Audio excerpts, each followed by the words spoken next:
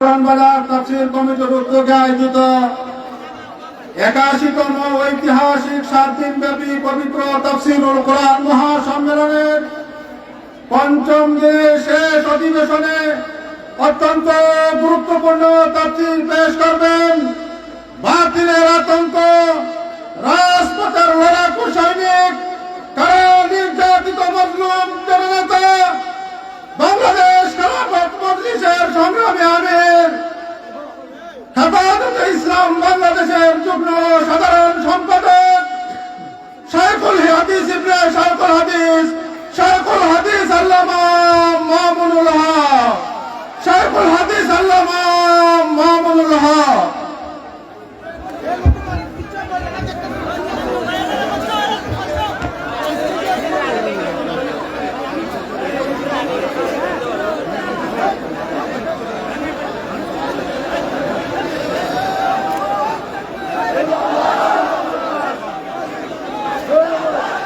السلام عليكم ورحمة الله.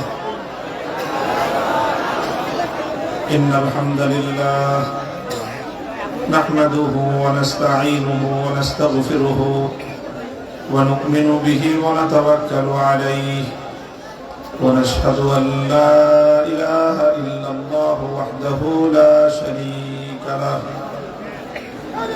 ونشهد أن سيدنا ومولانا محمدا عبده ورسوله صلى الله تعالى عليه وعلى آله وأصحابه وبارك وسلم تسليما كثيرا. أما بعد، فأعوذ بالله من الشيطان الرجيم. بسم الله الرحمن الرحيم. اليوم أكملت لكم دينكم وأتممت عليكم نعمتي ورضيت لكم الإسلام دينا. بارك الله لنا ولكم في القرآن العظيم ونفعنا وإياكم بالآيات والذكر الحكيم. اللهم صل على محمد وعلى آل محمد كما صليت على إبراهيم وعلى آل إبراهيم إنك حميد مجيد. اللهم بارك على محمد وعلى آل محمد كما باركت على إبراهيم وعلى آل إبراهيم إنك حميد مجيد. محترم হযরত উলামায়ে কেরাম, সম্মানিত সদরে ইজলাস, শ্রদ্ধাভাজন আমার বয়োজ্যেষ্ঠ মুরব্বী সাহেবান, সমবেত ইসলাম প্রিয়, কোরআন প্রেমিক, নবী প্রেমিক, তাওহীদি মুসলমান ভাই ও বন্ধুগণ, শায়েস্তাগঞ্জ পুরান বাজার তাফসীর কমিটির উদ্যোগে আয়োজিত আজিমুশান তাফসীরুল কোরআন মাহফিলে মুনাজির ইসলাম আল্লামা নুরুল ইসলাম ওলিপুরি হাফিজাহুল্লাহ আপনাদের সম্মুখে অত্যন্ত ভাব গাম্ভীর্যপূর্ণ এবং প্রামাণিক আলোচনা পেশ করেছেন দীর্ঘ সময় ধরে। হজরতের পরে এখন আরো কিছু কথা বলার জন্য আমাকে নির্দেশ প্রদান করা হয়েছে, এই জন্য আমি কিছু কথা বলবার জন্য আপনাদের সম্মুখে হাজির হয়েছে। আপনারা যারা বিভিন্ন সময়ে বিভিন্ন উপলক্ষে আমার কিছু আলোচনা কথা শুনেছেন, আপনারা জানেন যে আমি সাধারণত এই জনসমাগমগুলোতে কি ধরনের আলোচনা করে থাকি। আমাদের হযরত ওলিপুরি সাহেব হুজুর দামাত বারাকাতুহুল আলিয়া হযরতের যে আলোচনার একটা বিশেষ মাকসাদ আছে, যেটা আমি লক্ষ্য করেছি। হযরতের আলোচনার প্রধান লক্ষ্য এবং প্রধান টার্গেট থাকে বিভিন্ন বাতিল ফিরকার মতবাদের খণ্ডন। আল্লাহ পাক রব্বুল আলামিন এই বিষয়বস্তুর উপর হযরতকে আমাদের যুগের ইমামতের হাইসিয়ত দান করেছেন। আমরা দোয়া করি ওনার জুবানে, ওনার কলমে আল্লাহ ইলমে আরো বরকত দান করেন। আমি সাধারণত মাহফিলগুলোতে অন্য আরেকটা বিষয় নিয়ে আলোচনা করি, সেটাও আপনারা অভ্যস্ত। আমার আলোচনার মূল বিষয় থাকে সমাজ এবং রাষ্ট্র জীবনে ইসলামের উপর যে সকল আঘাত হানা হয় এবং সমাজ জীবনে, রাষ্ট্র জীবনে ইসলামের বিজয় এবং ইসলাম প্রতিষ্ঠার যে কল্যাণ, সেই বিষয়টাকে আমি আমার জাতিকে বোঝানোর চেষ্টা করি। কাজেই আমি মনে করি যে সমাজে প্রতিটি বিষয়ের আলোচনাই থাকা দরকার এবং এই সকল আলোচনার বিষয়গুলি সবগুলো একত্রিত হয়ে পূর্ণাঙ্গ ইসলামের একটা চিত্র আপনারা খুঁজে পাবেন ইনশাআল্লাহ। আমাদের এক একজন ব্যক্তি, এক একজন আলেম, এক একজন বুজুর্গ এক একটা বিষয়কে ওনার জীবনের মুখ্য উদ্দেশ্য হিসেবে ধারণ করে থাকেন। এক একটা ফল এক একজন ব্যক্তি বিশেষভাবে নিজের জন্য গ্রহণ করে থাকেন। কেউ মানুষকে নম্র কোমল ভাষায় নসিহত করে মানুষের অন্তরের মধ্যে আখিরাতের ভয়, পরকালের ভয় জাগ্রত করার মধ্য দিয়ে মানুষকে আল্লাহমুখী করেন, আখিরাতমুখী করার চেষ্টা করেন। আবার কেউ বিভিন্ন ধরনের ইসলাম বিরোধী অপতৎপরতার মোকাবেলা করে মানুষের অন্তরের মধ্যে প্রেরণা এবং জিহাদি জজবা জাগ্রত করেন। এই সবগুলোর সমন্বিত রূপই হলো ইসলাম। মুহতারাম হাজিরিন, কোন ভূমিকার দীর্ঘসূত্রিতা বাদ দিয়ে সরাসরি আমি আমার মূল আলোচ্য বিষয়ের মধ্যে প্রবেশ করতেছি।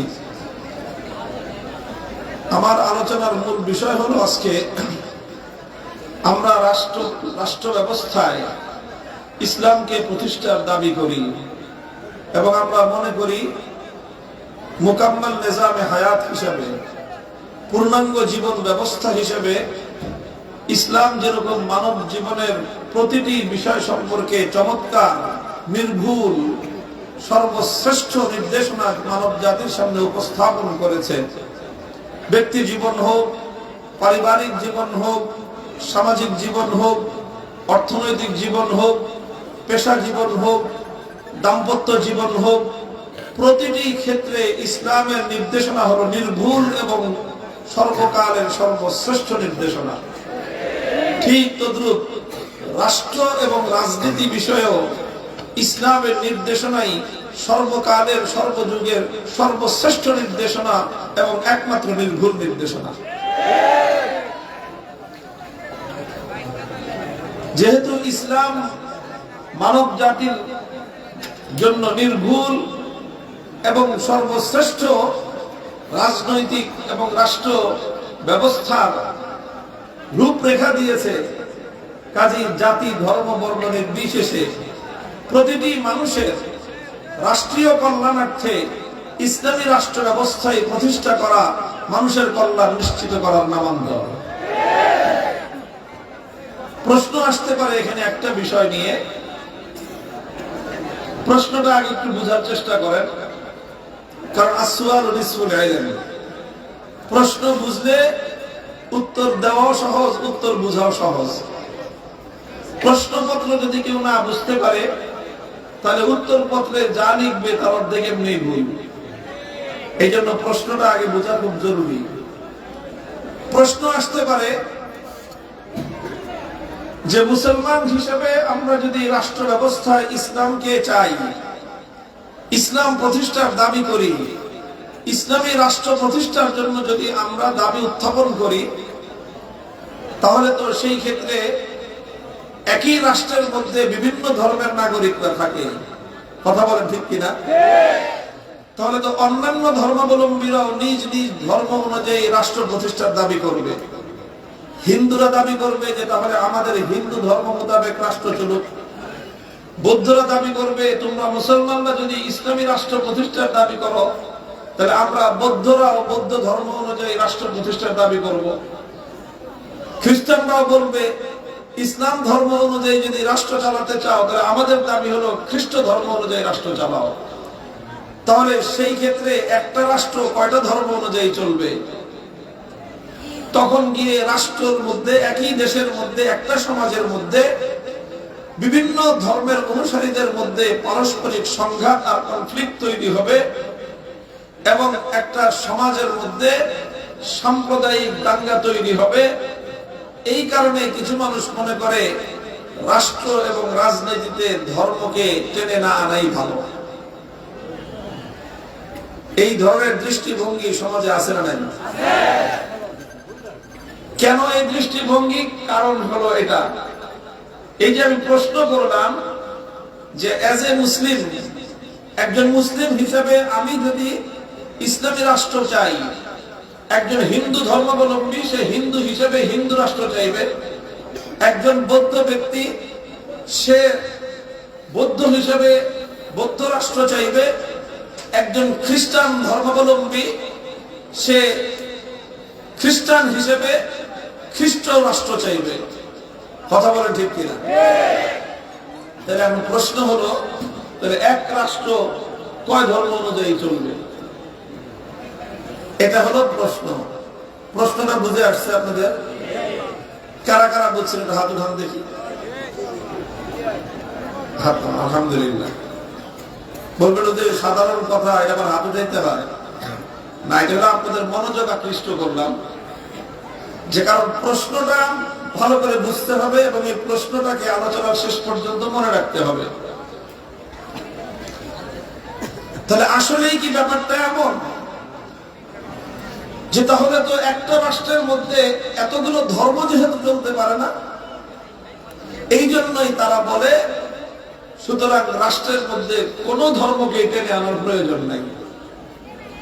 তো যারা এই দাবিটা করে তাদের দাবিটা কতটুকু যৌক্তিক আমরা সংক্ষিপ্ত আলোচনার মাধ্যমে বিষয়টাকে একটু অ্যানালাইসিস করার, একটু পর্যালোচনা করার চেষ্টা করবো ইনশাআল্লাহ।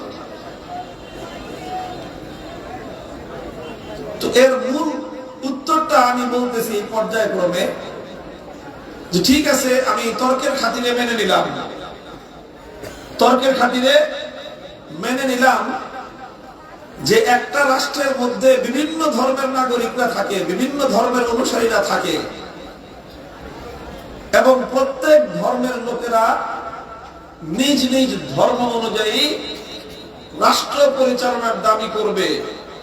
সেই ক্ষেত্রে কাটটা রেখে কার দাবি পূরণ করা হবে, এটা হলো একটা জটিলতা।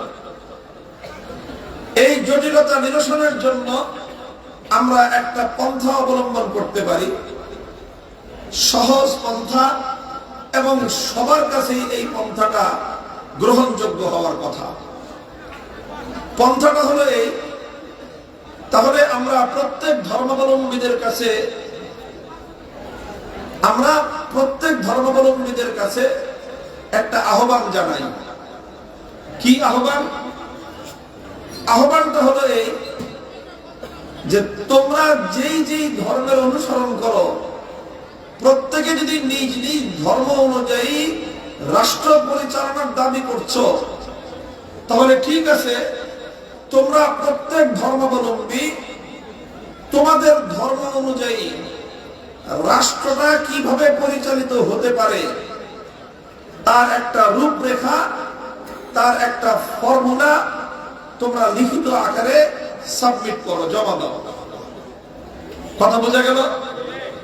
এটা আমার প্রস্তাবনা। মনে করেন একজন মুসলিমকে বললাম, একজন আলেমকে বললাম যে আপনি ইসলামের পক্ষ থেকে আজকের একবিংশ শতাব্দীতে 2026 সালে আধুনিক বিশ্বের একটা উন্নত রাষ্ট্র কিভাবে পরিচালিত হতে পারে তার একটা রূপরেখা কোরআন সুন্নাহর আলোকে, ইসলামের দৃষ্টিতে এবং ইসলামী রাষ্ট্রবিজ্ঞানের আলোকে আপনি একটা রূপরেখা জমা দেন। একইভাবে হিন্দু বৌদ্ধ খ্রিস্টান ভাইদের কাছে একই আহ্বান জানালাম যে আপনারা যার যার ধর্ম অনুযায়ী, হিন্দু ভাই হিন্দু ধর্মের ধর্মগ্রন্থ গীতা সহ অন্য যত ধর্মীয় সোর্স আছে সেগুলোর রেফারেন্স সহ আপনারা আপনাদের হিন্দু ধর্ম অনুযায়ী আধুনিক যুগে প্রয়োগযোগ্য একটা রাষ্ট্র ব্যবস্থার রূপরেখা আপনারা জমা দেন। বৌদ্ধদেরকেও বললাম আপনারা আপনাদের ত্রিপাঠক সহ আপনাদের ধর্মের যত উৎস আছে সেই উৎসগুলোর রেফারেন্স সহ একটা বৌদ্ধ ধর্মের ব্যবস্থা অনুযায়ী রাষ্ট্রের পরিচালনার একটা ফর্মুলা এবং একটা রূপরেখা আপনারাও জমা দেন। খ্রিস্টানদেরকেও বললাম আপনারাও জমা দেন। ইহুদিদেরকেও বললাম, যদিও ইহুদি আমাদের দেশে নাই কিন্তু যেখানেই আছে সেখান থেকে তাদেরকে বললাম তোমরা অনলাইনে সাবমিট করে যাও, তোমাদের আসা দরকার নেই। কথাটা বুঝতে পারছেন আপনারা আমার? তাদের প্রত্যেকের কাছে এই আহ্বান জানাবার পর এর আলটিমেট রেজাল্ট কি আসবে? আলটিমেট রেজাল্ট যেটা আসবে সেটা আমি দায়িত্ব নিয়ে বলতে পারি, সেটা হলো এইরকম একটা ব্যবস্থার 24 ঘন্টার প্রয়োজন হবে না। 24 ঘন্টারও কম সময়ের মধ্যে একজন ইসলামপন্থী বা একজন ইসলামিক মুসলিম ব্যক্তি সে ইসলামের কোরআন এবং নবীর সুন্নাহর রেফারেন্স সহ একটা একটা করে প্রমাণ সহ ইসলামী রাষ্ট্রবিজ্ঞানের আলোকে আধুনিক যুগে একটা রাষ্ট্র কিভাবে পরিচালিত হতে পারে টপ টু বটম শুরু থেকে শেষ পর্যন্ত প্রত্যেকটা বিষয়ে কোরআন সুন্নাহর রেফারেন্স সহ একটা রাষ্ট্র পরিচালনার রূপরেখা দিতে পারবে। অন্যান্য ধর্মগুলোর ব্যাপারে আমি কোন ধরনের অসম্মান সূচক শব্দ বলবো না, কারণ কোন ধর্মের বিরুদ্ধে বিশুদ্ধার করা এটা ইসলামের শিক্ষা নয়। তবে ধর্মগুলোর মধ্যে তুলনামূলক বিশ্লেষণ করা এটা পৃথিবীর সব ধর্মেই সব জায়গাতেই এটা একটা স্বীকৃত বিষয়। আমি অন্য কোন ধর্মের প্রতি ন্যূনতম কোন অসম্মান জানানো ছাড়াই আমি একথা ব্যর্থহীন ভাবে বলতে পারি, ইসলাম ছাড়া পৃথিবীতে অন্য কোন ধর্ম 21শ শতাব্দীতে প্রয়োগযোগ্য আধুনিক কালের রাষ্ট্র ব্যবস্থার কোন রূপরেখা জমা দিতে পারবে না।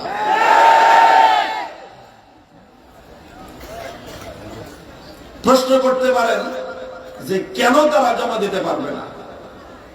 ইসলাম কেন দিতে পারবে? অন্যান্য ধর্মগুলো কেন রাষ্ট্র পরিচালনার কোন রূপরেখা নিজ নিজ ধর্ম অনুযায়ী তারা জমা দিতে বা তারা এটা কেন সাবমিট করতে পারবে না? তার কারণটা কি? ভাই, মূল কারণ একটাই, সেটা হলো ধর্মতাত্ত্বিকদের গবেষণা মতে পৃথিবীতে যত ধর্ম প্রচলিত আছে এর অধিকাংশ ধর্মই কোন না কোন যুগে আসমানি ধর্ম ছিল। আসমানি ধর্ম অর্থ আল্লাহর পক্ষ থেকে প্রেরিত ধর্ম। পরবর্তীতে সেই ধর্মের পণ্ডিতেরা যুগে যুগে নানা কারণে নিজেদের ব্যক্তিগত গোষ্ঠীগত স্বার্থ উদ্ধার করবার জন্য সত্যকে মিথ্যার দ্বারা পরিবর্তন করেছে, সত্যের সাথে মিথ্যাকে মিশ্রিত করেছে, আল্লাহর কথার সাথে বান্দার কথা মিশিয়েছে। এইভাবে ধর্মগুলোর মূল শিক্ষাকে পরিবর্তন করতে করতে, বিকৃত করতে করতে পৃথিবীতে অন্য কোন ধর্ম যেইভাবে আসমান থেকে আল্লাহর পক্ষ থেকে পৃথিবীতে আগমন করেছিল বর্তমানে তার সঠিক রূপরেখার উপর আল্লাহ প্রদত্ত ধর্ম সংরক্ষিত অবস্থায় অন্য কোন ধর্ম সংরক্ষিত নেই এক্সেপ্ট ইসলাম। একমাত্র ইসলাম ধর্ম যেভাবে আল্লাহর পক্ষ থেকে দুনিয়াতে আগমন করেছিল সম্পূর্ণরূপে কোন বিন্দু বিসর্গের পরিবর্তন ছাড়া আজও পর্যন্ত পৃথিবীতে সংরক্ষিত আছে। মুহতারাম হাজিরিন, এটাও একটা প্রশ্ন যে ইসলাম কেন সংরক্ষিত থাকতে পারলো অন্য ধর্মগুলো কেন সংরক্ষিত থাকতে পারলো না? এটার কারণ, এটাও কুদরতি কারণ। কারণ অন্য ধর্মগুলোকে সংরক্ষণ করার দায়িত্ব আল্লাহ নেন নাই, ইসলাম ধর্মকে সংরক্ষণ করার দায়িত্ব আল্লাহ নিয়েছেন। আবার এটার উপর প্রশ্ন করবেন যে অন্য ধর্মগুলোকে আল্লাহ সংরক্ষণ করার দায়িত্ব নিলেন না কেন, ইসলামকে সংরক্ষণ করার আল্লাহ দায়িত্ব নিলেন কেন? ইন্না নাহনু নাযালনা যিকরা ওয়া ইন্না লাহু লাহাফিজুন। ইন্না নাহনু নাযালনা যিকরা ওয়া ইন্না লাহু লাহাফিজুন। আল্লাহ পবিত্র কোরআনে কারীমের মধ্যে নির্দ্বিধায় ব্যর্থহীনভাবে আমার আল্লাহ ঘোষণা করেছেন, আমি আল্লাহ এই কোরআন নাযিল করেছি, কিয়ামত পর্যন্ত এই কোরআনকে সংরক্ষণ করা এটা আমি আল্লাহর জিম্মাদারি। আল্লাহ কোরআনকে, ইসলামকে অক্ষরে অক্ষরে সংরক্ষণ করার জিম্মাদারি গ্রহণ করেছেন। অন্য কোন ধর্মকে আল্লাহ সংরক্ষণ করার জিম্মা নেন নাই। কেন নেন নাই? কারণ অন্য ধর্মগুলোকে আল্লাহ পাক রব্বুল আলামিন সীমিত সময়ের জন্য দুনিয়াতে প্রেরণ করেছিলেন। সুতরাং যেই ধর্মকে আল্লাহ যেই সময়ের জন্য প্রেরণ করেছিলেন, সেই সময় আল্লাহ সেই ধর্মকে সংরক্ষণ করেছেন। যখনই সেই ধর্মের মেয়াদ শেষ, আল্লাহর পক্ষ থেকে সেই ধর্মটা রহিত এবং স্থগিত বলে ঘোষণা হয়েছে। শোনা যায় শেষ পর্যন্ত আওয়াজ? সেই ধর্মগুলোকে আল্লাহ একটু একটু আওয়াজ করেন না, কথা শোনা যায় না সর্বদিক থেকে। একটু একটু খেয়াল করে শুনুন, মাইক ঠিক করবে, আমরা এর মধ্যে কথা বন্ধ না রাখি। এদিকে আওয়াজই পৌঁছে না নাকি ভাই? এদিকে আওয়াজ পৌঁছে না একেবারে? এই যে পৌঁছতেছে তো ভাই, আপনার অন্য কেউ আওয়াজ করতে না পারে, কেউ যেন চিৎকার না করে, একটু খেয়াল রেখেন। আল্লাহ পাক রব্বুল আলামিন ইসলাম ছাড়া পূর্ববর্তী প্রতিটি ধর্মকে একটা সীমিত সময়ের জন্য দুনিয়াতে প্রেরণ করেছেন। সেই সময়টা যখন অতিক্রান্ত হয়ে গিয়েছে, আল্লাহ নিজে সিদ্ধান্ত গ্রহণ করে সেই ধর্মগুলোকে রহিত এবং বাতিল বলে ঘোষণা দিয়েছেন। সুতরাং যেই ধর্ম আল্লাহ নিজেই সময় অতিক্রান্ত হওয়ার কারণে ডেট এক্সপায়ার ঘোষণা করলেন, তো আল্লাহ সেই ধর্মটাকে সংরক্ষণ করবেন কেন? আল্লাহ নিজেই সেই ধর্মটাকে বিলুপ্ত করার ব্যবস্থা করেছেন। বলেন, কোন একটা কোম্পানি যদি ঘোষণা করে যে আমার এই মাল, আমার কোম্পানির গোডাউনে যে স্টকটা আছে, এই স্টকটা ডেট এক্সপায়ার, সুতরাং এটা আর চালানো যাবে না, তাড়াতাড়ি এটাকে নষ্ট করে দাও, তাহলে সেই কোম্পানি সেই মালটা সংরক্ষণ করার ব্যবস্থা করবে না ধ্বংস করার ব্যবস্থা করবে? ধ্বংস করার ব্যবস্থা করবে। ঠিক তদ্রূপ আল্লাহ পাক রব্বুল আলামিন ইসলাম ছাড়া যতগুলো ধর্ম দুনিয়াতে প্রেরণ করেছেন, সবগুলো ধর্ম প্রাচীন কালের জন্য আল্লাহ প্রেরণ করেছিলেন। প্রাচীন কালের যেই ধর্মের যেই সময় ছিল, সেই সময়টা যখন শেষ, সঙ্গে সঙ্গে সেই ধর্মের মেয়াদ এবং ডেট এক্সপায়ার হয়ে গিয়েছে। ডেট যখন এক্সপায়ার হয়ে গেছে, সেই ধর্মটা বাতিল বলে ঘোষণা করা হয়েছে, সেই ধর্মটা রহিত বলে ঘোষণা করা হয়েছে। রহিত এবং বাতিল যখন আল্লাহ ঘোষণা করলেন, তো রক্ষণাবেক্ষণ করবেন কেন? নিজেই তো আল্লাহ পাক রব্বুল আলামিন সেই ধর্মকে বিলুপ্ত করার ব্যবস্থা করেছেন। যেহেতু অন্য কোন ধর্ম আধুনিক যুগের জন্য আল্লাহ পাক নাজিল করেন নাই, আধুনিক যুগের জন্য আল্লাহ পাক রব্বুল ইজ্জত একমাত্র ধর্ম নাজিল করেছেন ইসলামকে। এই জন্য আধুনিক যুগের মানব জীবনের যত প্রশ্ন আছে, আধুনিক যুগের মানব জাতির যত চ্যালেঞ্জ আছে, সব প্রশ্নের উত্তর দিতে পারে একমাত্র ইসলাম। আধুনিক যুগের যত চ্যালেঞ্জ আছে, একমাত্র মোকাবেলা করতে পারে ইসলাম। এটা হলো মূল কারণ যে অন্য ধর্মগুলোর মধ্যে আধুনিক যুগের রাষ্ট্র ব্যবস্থা কেন নাই, আর ইসলামের মধ্যে আধুনিক যুগের রাষ্ট্র ব্যবস্থা কেন আছে। এটা হলো তার মূল কারণ। এখন কেউ যদি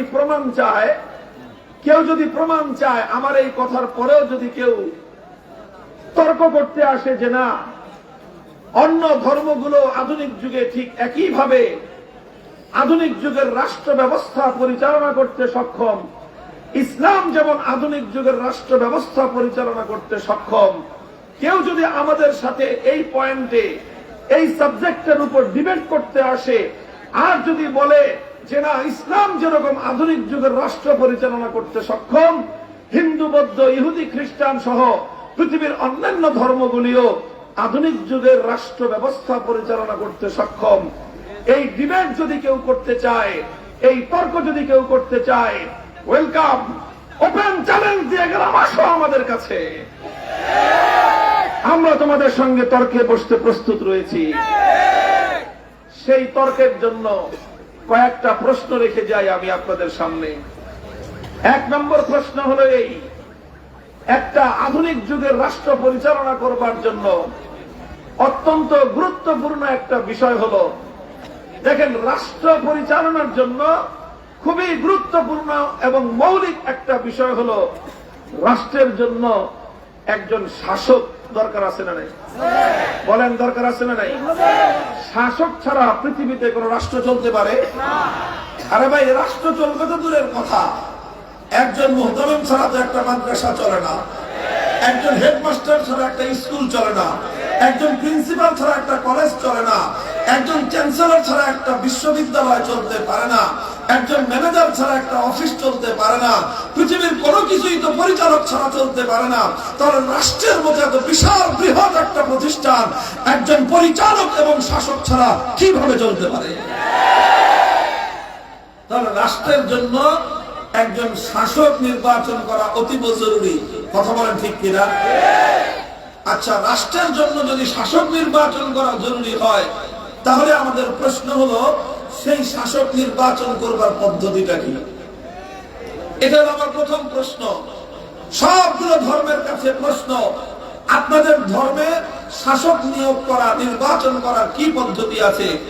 আপনাদের ধর্মে শাসক নিয়োগ করার, শাসক নির্বাচন করবার কি পদ্ধতি আছে? এই প্রশ্ন সবগুলো ধর্মের কাছে করার পর কি রিপ্লাই আসবে, কি জবাব আসবে? আগাম বলে দিয়ে যাই, হিন্দু ধর্মাবলম্বীরা তাদের ধর্মগ্রন্থ গীতার রেফারেন্স দিয়ে, অথবা তাদের ধর্মের কোন উৎস গ্রন্থের রেফারেন্স দিয়ে, অথবা বৌদ্ধরা ত্রিপাঠক অথবা ধর্মের কোন উৎসের রেফারেন্স দিয়ে, খ্রিস্টানরা ইনজিল কিতাব অথবা ঈসা আলাইহিস সালামের রেফারেন্স দিয়ে, ইহুদিরা তাদের তাওরাত কিতাব অথবা মুসা আলাইহিস সালামের রেফারেন্স দিয়ে শাসক নির্বাচন করার কোন ফর্মুলা বিশ্ববাসীর সামনে উপহার দিতে সক্ষম নয়।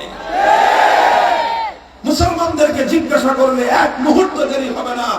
আমরা আল্লাহর পয়গম্বর এবং আল্লাহর কোরআনের আয়াতগুলো তেলাওয়াত করে করে ওয়ামরুহুম শুরা বাইনাহুম ফাইজা আযামতা ওয়া ফাতাওয়াক্কাল আলাল্লাহ সহ কোরআনে কারীম রাসূল আকরাম সাল্লাল্লাহু আলাইহি ওয়াসাল্লামের বিভিন্ন হাদিসের মৌলিক মূল নীতিকে রেফারেন্স দিয়ে আমরা বিশ্ববাসীর কাছে উপহার দিতে সক্ষম। ইসলাম ধর্ম অনুযায়ী শাসক নির্বাচন করবার একটা ব্যবস্থা আছে। শুধু ব্যবস্থা আছে তাই নয়, নির্ভুল একটা ব্যবস্থা। শুধু নির্ভুল ব্যবস্থা নয়, বরং আজ পর্যন্ত পৃথিবীতে শাসক নির্বাচন করবার যত রকম পদ্ধতি মানুষ ব্যবহার করেছে আজ পর্যন্ত, এমনকি আধুনিক কালে পশ্চিমা গণতান্ত্রিক ব্যবস্থায় শাসক নির্বাচন করবার যতগুলো প্রচলিত পদ্ধতি আছে, চ্যালেঞ্জ করে বলতে পারি সব পদ্ধতির তুলনায় ইসলাম প্রদত্ত আহলুল হাল্লি ওয়াল আকদ শুরার মাধ্যমে শাসক নির্বাচন করবার যে ব্যবস্থা, সেটা নির্ভুল সর্বশ্রেষ্ঠ ব্যবস্থা।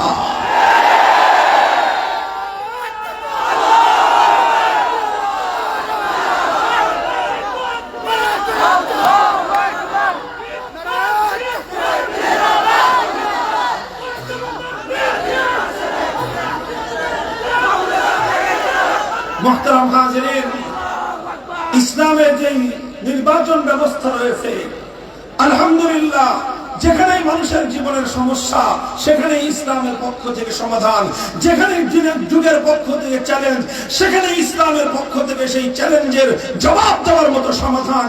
হর কুজা মুশকিলাত আবাজার আওয়াজ, হর কুজা মুশকিলাত জবাব আজার আওয়াজ। যেখানেই সমস্যা দেখাবে ইসলাম সেখানেই সমাধান দিবে। যেখান থেকে প্রশ্ন উত্থাপিত হবে ইসলাম আল কোরআনের ভিত্তিতে, নবীর সুন্নাহর ভিত্তিতে তার সমুচিত জবাব দেওয়ার জন্য ইসলাম প্রস্তুত রয়েছে।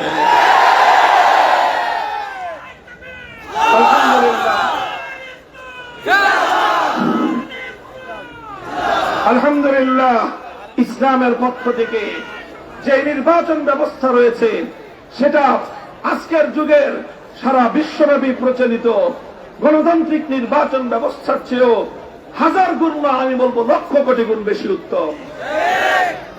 বলবেন ইসলামের দেওয়া নির্বাচন ব্যবস্থাটা কেমন? পূর্ণাঙ্গ একটা ব্যবস্থার খুঁটিনাটি আলোচনা করা ওয়াজ মাহফিলে সম্ভব না। শুধু মৌলিক ডিফারেন্সটা আমি বলে দিয়ে যাই। ইসলামে যে নির্বাচন ব্যবস্থা রয়েছে সেই নির্বাচন ব্যবস্থা অনুযায়ী একটা নির্বাচন কমিশন গঠন করা হবে। আমরা কিভাবে প্রয়োগ করব? আমরা রাজনীতি করি, ইসলামী রাষ্ট্র প্রতিষ্ঠার জন্য আমরা দাবি উত্থাপন করি। প্রশ্ন করবেন, হুজুর আপনারা তো ইসলামী রাজনীতি করেন, আপনারা যদি রাষ্ট্রের দায়িত্ব পান তাহলে সেই রাষ্ট্রের নির্বাচন ব্যবস্থা কিভাবে পরিচালিত হবে? সেই রাষ্ট্রেও কি এরকম ভাবে 95 থেকে 96 সাল পর্যন্ত এইভাবে বছরের পর বছর হরতাল দিয়ে নির্বাচন ব্যবস্থা সংস্কার করতে হবে, না সেই রাষ্ট্রের মধ্যেও নির্বাচন ব্যবস্থাকে বাতিল করবার জন্য হাইকোর্ট থেকে নিয়ে সুপ্রিম কোর্ট পর্যন্ত গোটা দেশকে অচল করে দিয়ে ভাওতাবাজি, ধান্দাবাজি, গোটা দেশকে আগুন দিয়ে পুড়িয়ে ছারখার করতে হবে, না কি করতে হবে? আমরা বলি যে আলহামদুলিল্লাহ, ইসলামের কাছে সেই ব্যবস্থা আছে। সেই ব্যবস্থা যদি প্রয়োগ করা হয় তাহলে নির্দ্বিধায় নির্বিচারে গোটা জাতির জন্য, সকলের জন্য একটি নির্ভুল নির্বাচন ব্যবস্থা উপহার পাওয়া যাবে। আমরা সর্বপ্রথম নির্বাচন কমিশনকে একটা গুরুত্বপূর্ণ দায়িত্ব দিব। ইসলামের পক্ষ থেকে দায়িত্ব দেওয়া হবে। কি দায়িত্ব? সে দায়িত্বটা হলো নাগরিকদের মধ্যে ভোটার আইডি কার্ড প্রদান করা। কি আইডি কার্ড? বলবেন হুজুর এখনো তো দেয়। এখন ভোটার আইডি কার্ড দেয় না, এখন নির্বাচন কমিশন দেয় ন্যাশনাল আইডি কার্ড। কি দেয়? দেখবেন সব আইডি কার্ড আপনাদের কাছে আছে, যে দেখবেন লেখা এনআইডি। এনআইডি মানে কি? ন্যাশনাল আইডি কার্ড, জাতীয় পরিচয় পত্র। বলবেন ন্যাশনাল আইডি কার্ড আর ভোটার আইডি কার্ডের মধ্যে পার্থক্য কি? ভোটার আইডি কার্ড বলা হয় ওই আইডি কার্ডকে, যে আইডি কার্ড যার কাছে থাকবে সে ভোট দিতে পারবে। ন্যাশনাল আইডি কার্ড বলে কাকে? ন্যাশনাল আইডি কার্ড বলা হবে সেই আইডি কার্ডকে যার কাছে এই আইডি কার্ড থাকবে সে রাষ্ট্রের নাগরিক বলে পরিগণিত হবে। বর্তমানে ন্যাশনাল আইডি কার্ড আর ভোটার আইডি কার্ডের মধ্যে কোনো পার্থক্য নাই। যেই বেটা ন্যাশনাল আইডি কার্ড পায় সেই ন্যাশনাল আইডি কার্ড পাওয়ার বলে সে ভোট দিতে পারে।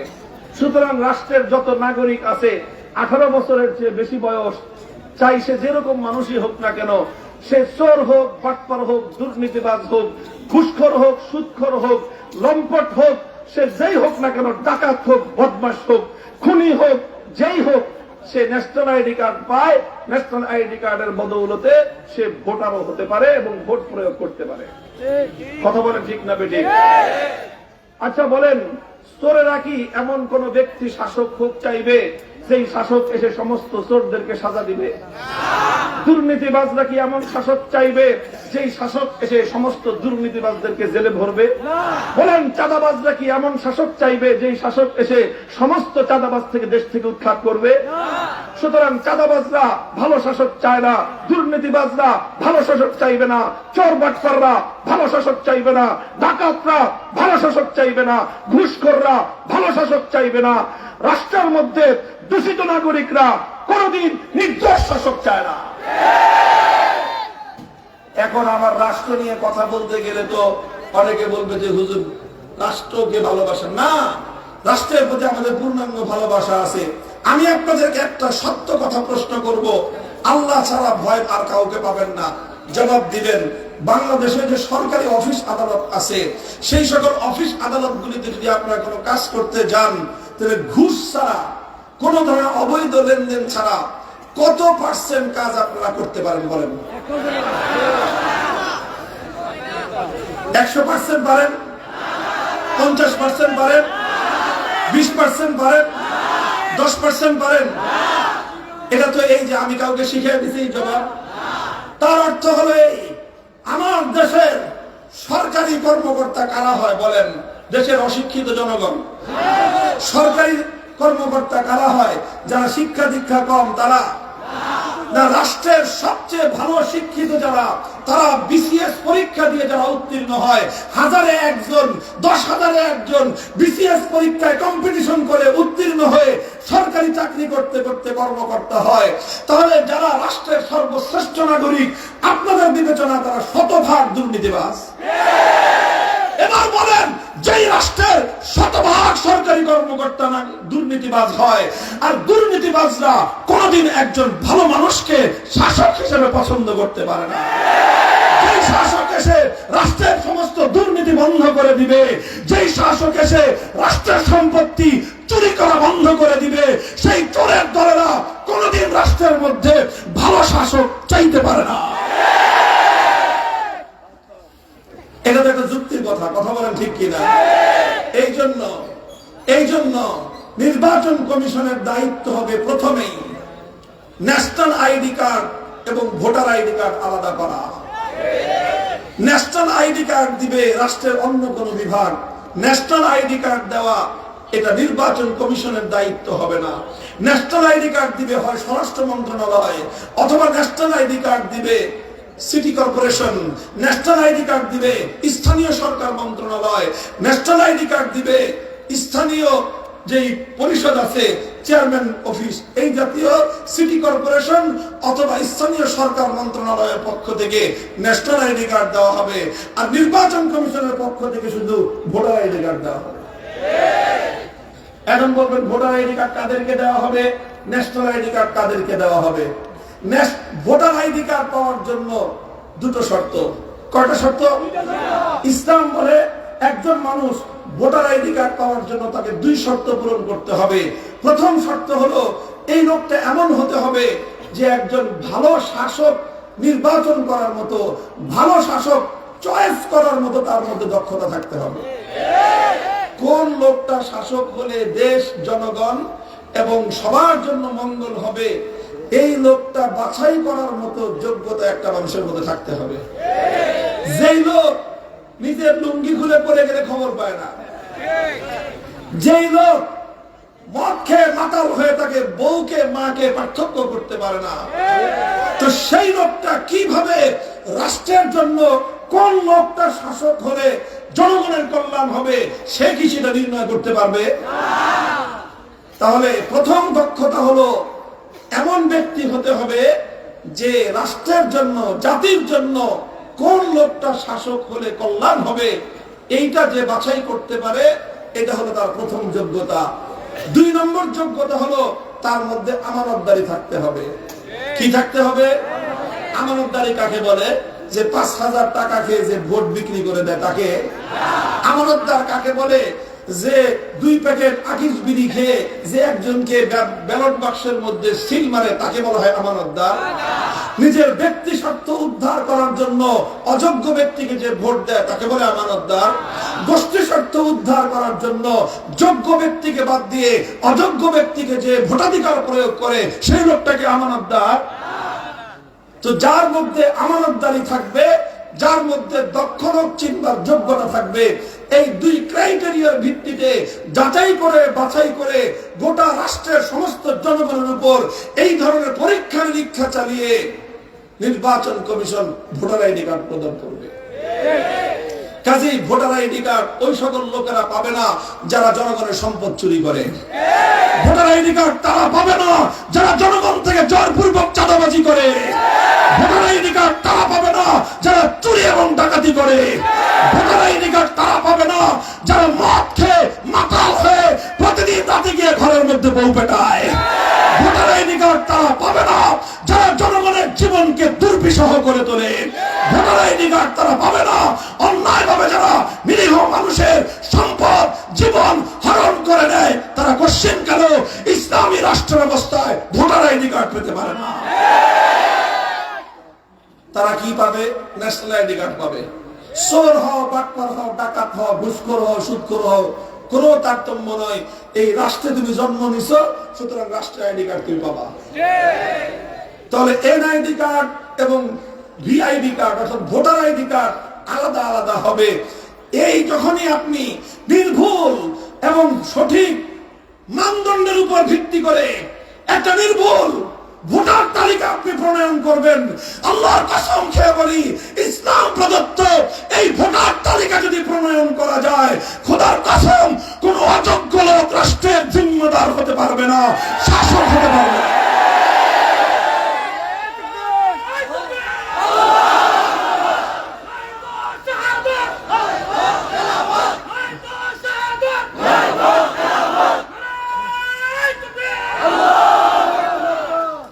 মুহতারাম হাজিরিন, এত খুঁটিনাটি দীর্ঘ আলোচনা করার অবকাশ পাবো না, সময় অনেক গড়ায় গেছে।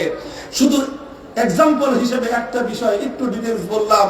তো আলহামদুলিল্লাহ আমার মূল আলোচনা ছিল যে একটা রাষ্ট্রের শাসক কিভাবে নিয়োগ করবা, একটা রাষ্ট্রের মধ্যে শাসক কিভাবে নির্বাচন করবা। হিন্দু ধর্মে তার কোনো ফর্মুলা নাই, বৌদ্ধ ধর্মে তার কোনো ফর্মুলা নাই, খ্রিস্ট ধর্মে তার কোনো ফর্মুলা নাই, ইহুদি ধর্মে তার কোনো ফর্মুলা নাই। ভুল না নির্ভুল তো পরের কথা, বেটা নির্ভুল ফর্মুলা তো দিতেই পারবে না তোমরা। ভুল একটা ফর্মুলা তোমাদের ধর্মগ্রন্থের রেফারেন্স সহ জাতির কাছে, বিশ্ববাসীর কাছে উপস্থাপন করার যোগ্যতা তোমাদের নাই। তাহলে যেই ধর্মগুলো রাষ্ট্রের শাসক নির্বাচন করার মতো ফর্মুলা দিতে পারে না, সেই ধর্ম দিয়ে রাষ্ট্র চালাবেন কেমনে আপনি? কথা বলেন ঠিক না বেঠিক? এটা বললাম একটা বিষয়। আমি 2 নম্বর বিষয়, 2 নম্বর প্রমাণ, একটা রাষ্ট্র পরিচালনা করতে গেলে সেই রাষ্ট্রের মধ্যে অর্থনৈতিক ব্যবস্থার প্রয়োজন আছে না নাই? অর্থনৈতিক ব্যবস্থা এটা যে কোনো রাষ্ট্রের জন্য খুবই গুরুত্বপূর্ণ একটা বিষয়। যে কোনো রাষ্ট্রের সফলতা ব্যর্থতা যেই সকল বিষয়গুলোর উপর নির্ভর করে, তার মধ্যে অত্যন্ত গুরুত্বপূর্ণ একটা বিষয় হলো রাষ্ট্রের অর্থ ব্যবস্থা কেমন। কথা বলেন ঠিক না বেঠিক? এবার বলি আমি, সবগুলো ধর্মের কাছে আমার প্রশ্ন হলো এই, বলো 2026 সালে অন্য দেশের প্রয়োজন নাই, বাংলাদেশের জাতীয় বাজেট কিভাবে হবে সেটা তোমরা দেখাও। আমাদের বাংলাদেশের ফিসক্যাল ইয়ার, অর্থনৈতিক বর্ষ শুরু হয় জুলাই টু জুন। কোথেকে? জুলাই থেকে জুন পর্যন্ত। ঠিক আছে, আমাদের নেক্সট ফিসক্যাল ইয়ার অর্থাৎ অর্থনৈতিক বর্ষ হবে 2026-27। কি হবে? এখন চলতেছে 25-26, সামনের অর্থবর্ষ হবে 26-27, অর্থাৎ 2026-এর জুলাই থেকে 2027-এর জুন পর্যন্ত। ওকে, আসো বলো 18 কোটি মানুষের এই বাংলাদেশ 2026-27 অর্থ বছরের জাতীয় বাজেট কিভাবে প্রণীত হবে? জাতীয় বাজেটের রেভিনিউ কালেকশন কোন কোন খাত থেকে রাষ্ট্র অর্থ যোগান পাবে, কি হবে তার এক্সপেন্ডিচার, রাষ্ট্রীয় এই অর্থ কোন কোন খাতে কোন নীতির ভিত্তিতে অর্থ ব্যয় হবে। হিন্দু ধর্মাবলম্বীরা ধর্মগ্রন্থের রেফারেন্স দিয়ে জমা দাও, বৌদ্ধ ধর্মরা ত্রিপাঠক সহ ধর্মগ্রন্থের রেফারেন্স দিয়ে জমা দাও, ইহুদি খ্রিস্টানরা তোমাদের ধর্ম রেফারেন্স দিয়ে জমা দাও। চিৎকার করে গেলাম, আমার এই মাইকের আওয়াজ সব ধর্মাবলম্বীদের কানে পৌঁছতেছে। এটা মনে করার কোনো কারণ নাই যে ফাঁকা মাঠে শুধু চিৎকার করে গেলাম। এই যে এতগুলি চোখ আছে, এগুলো রেকর্ড হইতেছে, রেকর্ড হয়ে এরা তো বসে থাকবে না। আমি ঢাকায় যাওয়ার আগে এরা এটাকে ছেড়ে দিবে, ভাইরাল করে দিবে। কথা বলেন, সারা দুনিয়ার নেট দুনিয়ায় এটা ছড়িয়ে পড়বে, দুনিয়ার 700 কোটি মানুষের কাছে পৌঁছে যাবে। কাজেই সারা দুনিয়া থেকে অন্যান্য ধর্মাবলম্বীরা আমার এই বক্তব্য যদি এটা চ্যালেঞ্জ গ্রহণ করতে পারে, উইদিন 24 আওয়ার্স, 24 ঘন্টার ব্যবধানে তাদের সাথে বসার জন্য আমরা প্রস্তুত আছি। এরপরে বলে যাই, জবাব হলো এই 24 ঘন্টা নয়, 24 মাস নয়, 24 বছর নয়, 24 শত বছর নয়, 24,000 বছর কেটে গেলেও প্রশ্নের জবাব নিয়ে আসার মতো পৃথিবীতে মুসলমান ছাড়া অন্য কোন ধর্মের কোন অনুসারীদের মধ্যে মায়ের বেটা তৈরি হয় নাই।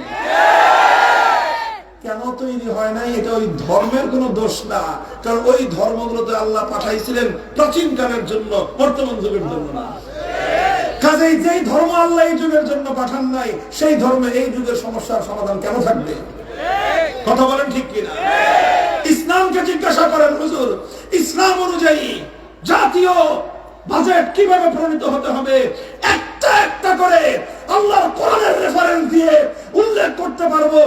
একটা রাষ্ট্রের জাতীয় বাজেটের রেভিনিউ কালেকশনের সোর্স গুলো কোনটা কোনটা, এক্সপেন্ডিচারের মূল খাতগুলো কোনটা, কোন নীতির ভিত্তিতে রাষ্ট্রের রাজস্ব কালেকশন করা হবে, কোন নীতির ভিত্তিতে রাষ্ট্রীয় খরচগুলো করা হবে, পূর্ণাঙ্গ দৃষ্টিভঙ্গি সহ আল্লাহর কোরআন এবং নবীর সুন্নাহর রেফারেন্স সহ বিশ্ববাসীর কাছে আমরা জমা দিতে সক্ষম। এই বিষয়গুলো একটু সব চুপ নীরব, স্লোগান দিয়ে না মাঝখানে। এই বিষয়গুলো এক সময় শুধু তাত্ত্বিক বিষয় ছিল, এগুলো শুধুমাত্র ইলমি আলোচনা ছিল, এই বিষয়গুলো শুধুমাত্র কিতাবের মধ্যে থাকতো। আলহামদুলিল্লাহ আজকের পৃথিবীতে আমার এমন একটা রাষ্ট্র বিশ্ববাসীর কাছে মুসলমানরা উপহার দিতে সক্ষম, যেই রাষ্ট্র আল্লাহর কোরআনের আলোকে সেই রাষ্ট্রের জাতীয় বাজেট প্রতি বছর প্রণয়ন করতেছে এবং শতভাগ কোরআন সুন্নাহর ভিত্তিতে জাতীয় বাজেট তারা প্রয়োগ করতেছে। ইমারতে ইসলামিয়া বলবেন যে ইসলামী অর্থ ব্যবস্থা অনুযায়ী বাজেট পরিচালনা করে তাদের কি অবস্থা? সচক্ষে দেখে এসেছি, রাআইতু বিআইনাইয়া ওয়া শাহাদতু বিআইনাইয়া। আল্লাহর কসম, ইসলামী অর্থ ব্যবস্থা বাস্তবায়িত হলে, ইসলাম অনুযায়ী জাতীয় বাজেট প্রণীত হলে একটা রাষ্ট্রের অর্থনৈতিক উন্নতি কোন পর্যায়ে গিয়ে দাঁড়ায়, একটা রাষ্ট্র তার নাগরিকদের কিভাবে দায়িত্ব গ্রহণ করতে পারে, ইমারতে ইসলামিয়া একবিংশ শতাব্দীতে দুনিয়ার সামনে তার উজ্জ্বল দৃষ্টান্ত স্থাপন করেছে। 2021 সালের 15ই আগস্ট, কত তারিখ? 15ই আগস্ট কেমনে যেন ঐতিহাসিক দিন হয়ে যায়।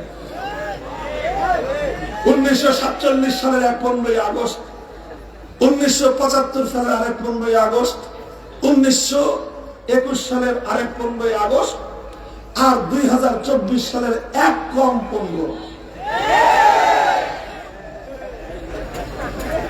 একের জায়গায় শূন্য, ওই 5 আছে শেষে মিল, 5ই আগস্ট। যাই হোক, সেই 2021 সাল থেকে 21, 22, 23, 24, 25, 4 বছর, 4.5 বছর এখনো পূর্ণ হয় নাই। সেই রাষ্ট্র ইসলামের নীতিমালা অনুযায়ী জাতীয় বাজেট প্রণয়ন করার পর শুধুমাত্র 4 বছরের ব্যবধান। তুলনা করেন আপনার রাষ্ট্রের সাথে। আমাদের রাষ্ট্রটাকে বলা হয়, অনেকে খুব গর্ব করে বলতো, উন্নয়নের রোল মডেল। এই উন্নয়নের রোল মডেল 2021 সালের 15ই আগস্ট বাংলাদেশের টাকার মূল্য, ডলারের মূল্য ছিল $1 100 টাকার কমেই $1 পাওয়া যেত। 100 টাকার কমে $1 পাওয়া যেত। আর এখন $1 কিনতে হলে আমার দেশের মুদ্রা টাকায় 120 টাকার উপরে 22, 23, 25 টাকা ব্যয় করতে হয়। এই হয়েছে আমার দেশের উন্নতি, অর্থাৎ আমার দেশের টাকার দাম কমেছে, টাকার বিনিময়ে ডলারের দাম বেড়ে গেছে। ইমারতে ইসলামিয়া যখন আল্লাহর কোরআনের শাসন নিয়ে তারা রাষ্ট্র ক্ষমতায় বসলো, তখন তাদের দেশের মুদ্রা $1 পাওয়া যেত 130 মুদ্রা আফগানি। আর 4 বছরের মাথায় এই যে সেপ্টেম্বরে আমরা নিজেরা দেখে এসেছি, এখন $1 পাওয়া যায় মাত্র সেখানকার 65 আফগানি মুদ্রা। অর্থাৎ 4 বছরে তাদের দেশের মুদ্রার দাম বেড়েছে 100 ভাগ বেশি। 1 টাকারটা 2 টাকা, আমার দেশেরটা 1 টাকারটা হয়েছে 100 টাকা। আমারটার দাম 25% কমলো, তাদের দেশের মূল্য 100% বাড়লো। কারণ হলো সে দেশের কোরআনী অর্থ ব্যবস্থা কায়েম হয়েছে, সেই দেশের অর্থমন্ত্রী একজন মোল্লা, সেই দেশের অর্থমন্ত্রী একজন আলেম, দেওবন্দি আলেম, একজন কাঠ মোল্লা অর্থ মন্ত্রণালয় পরিচালিত করে বলে রাতারাতি সেই দেশের অর্থনীতি আকাশচুম্বী উচ্চমান লাভ করেছে।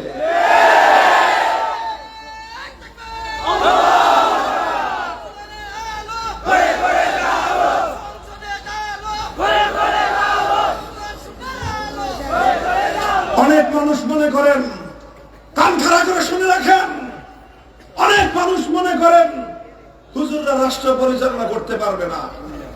এই জন্য যারা রাষ্ট্র, ইসলামী রাষ্ট্র চায়, তাদের মধ্যে অনেকে আছে মডারেট হয়ে যায়। কি হয়? কি হয়? মডারেট হয়। মডারেট মনে করে যে এই মোল্লাদের, হুজুরদের ইসলাম দিয়ে কাজ হবে না। চরম মূর্খতা এবং হীনমন্যতা এটা। আধুনিক পৃথিবীতে কোন মডারেট মুসলিম রাষ্ট্র আজও পর্যন্ত সফলতার দৃষ্টান্ত স্থাপন করতে পারে না। মোল্লারাই পেরেছে, মোল্লারাই পেরেছে আদি ইসলাম, ইসলামের প্রকৃত রূপ ধারণ করে সারা দুনিয়ার সঙ্গে চোখ রাঙিয়ে কথা বলার হিম্মত আজকের একবিংশ শতাব্দীতে থাকলে একমাত্র মোল্লাদেরই আছে। আর একটা দৃষ্টান্ত দিব। মোল্লাদেরকে তো অনেকেই মনে করেন যে হুজুররা বেকার। একটা দৃষ্টান্ত দেই, তুলনামূলক কথা বলতেছি, তুলনামূলক একটা কথা বলি। গত কয়েক বছর আগে, আমি দেশের নাম বলবো না, শুধু বৈশিষ্ট্যটা বলি, দেখি আপনারা চিনতে পারেন কিনা।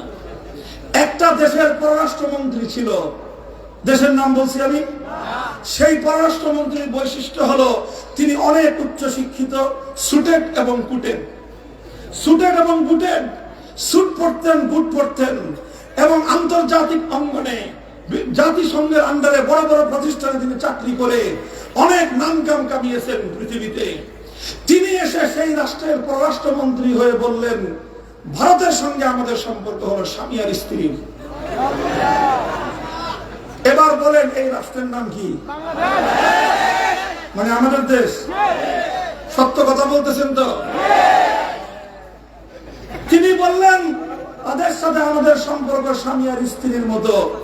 এই ক্ষেত্রে বাংলাদেশকে কি স্বামী বানাইছে? কি বানাইছে? স্ত্রী বানিয়েছে। ভারতকে বানিয়েছে স্বামী।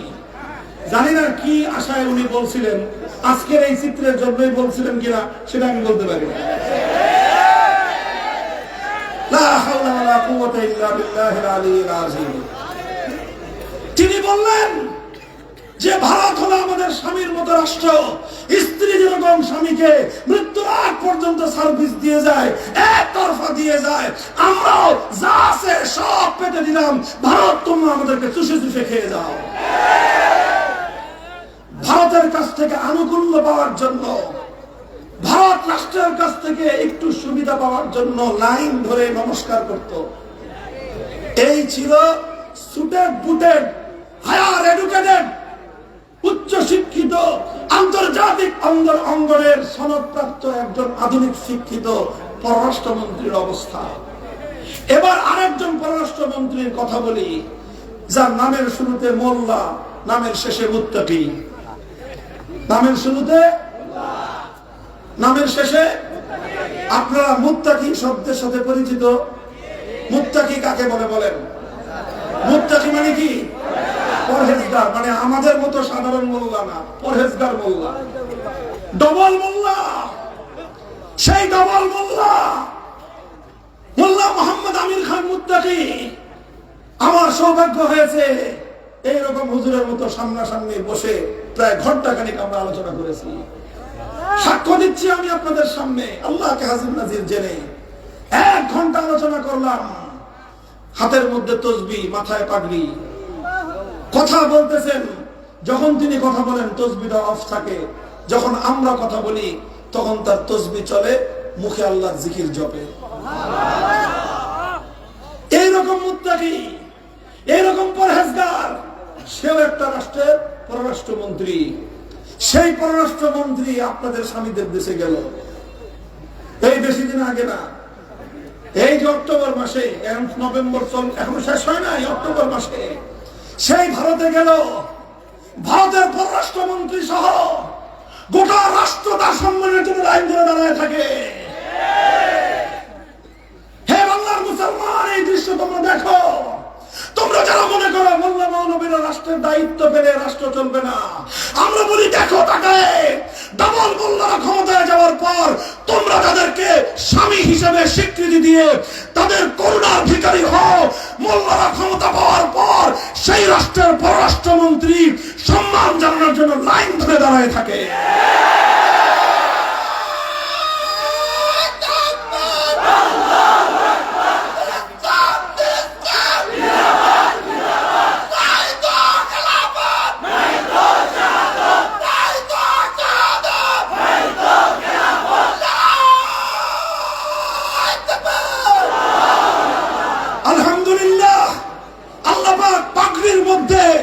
মর্যাদা দান করেছেন, আল্লাহ পাক ইসলামের মধ্যে সে গৌরব দান করেছেন।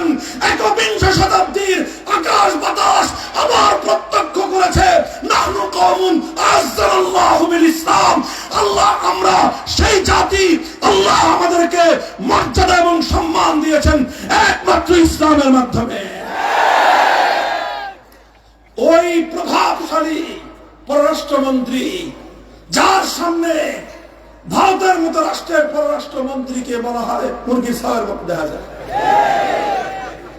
সেই পররাষ্ট্রমন্ত্রী যখন দারুল উলুম দেওবন্দে যান, দারুল উলুম দেওবন্দে গিয়ে দেওবন্দ মাদ্রাসার মুহাদ্দিসের সামনে হাঁটু গেড়ে ছাত্র হয়ে কিতাব নিয়ে বসে পড়েন পড়ার জন্য। দৃশ্যগুলি বানায় বানায় বলতেছি না, এই বানায় বানায় বলতেছি এগুলো। দেওবন্দে গিয়ে ঘোষণা দেন, আমরা দেওবন্দের সন্তান, থাকতে পারি আফগানিস্তানে, শিক্ষা আমাদের দেওবন্দি, আদর্শ আমাদের দেওবন্দি, চেতনা আমাদের দেওবন্দি, চেতনা আমাদের, জজবা আমাদের দেওবন্দি।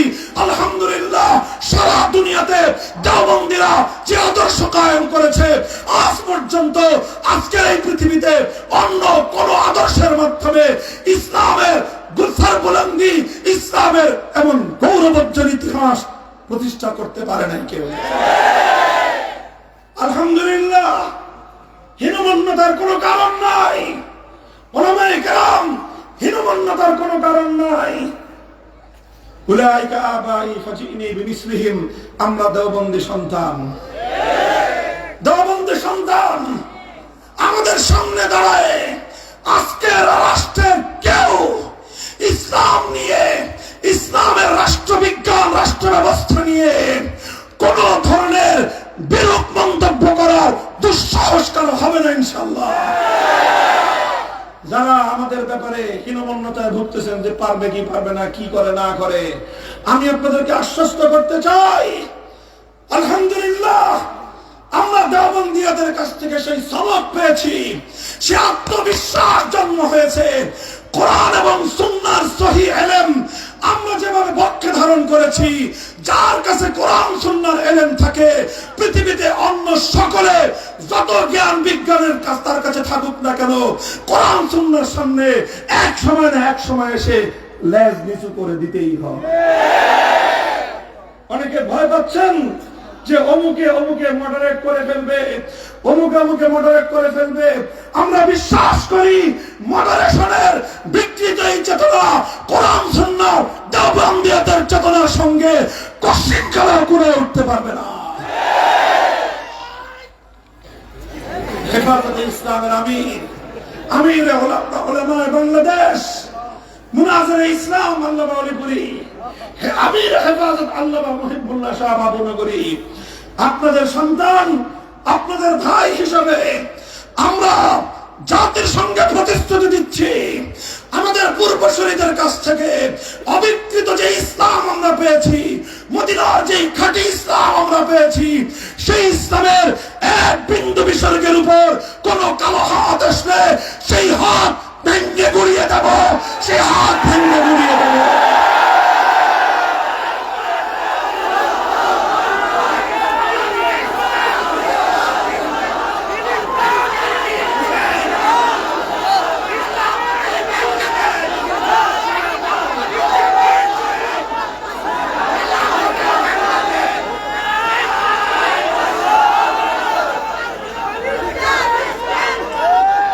মুহতারাম হাজিরিন, এই দলীয় স্লোগান দিবেন না, খবরদার।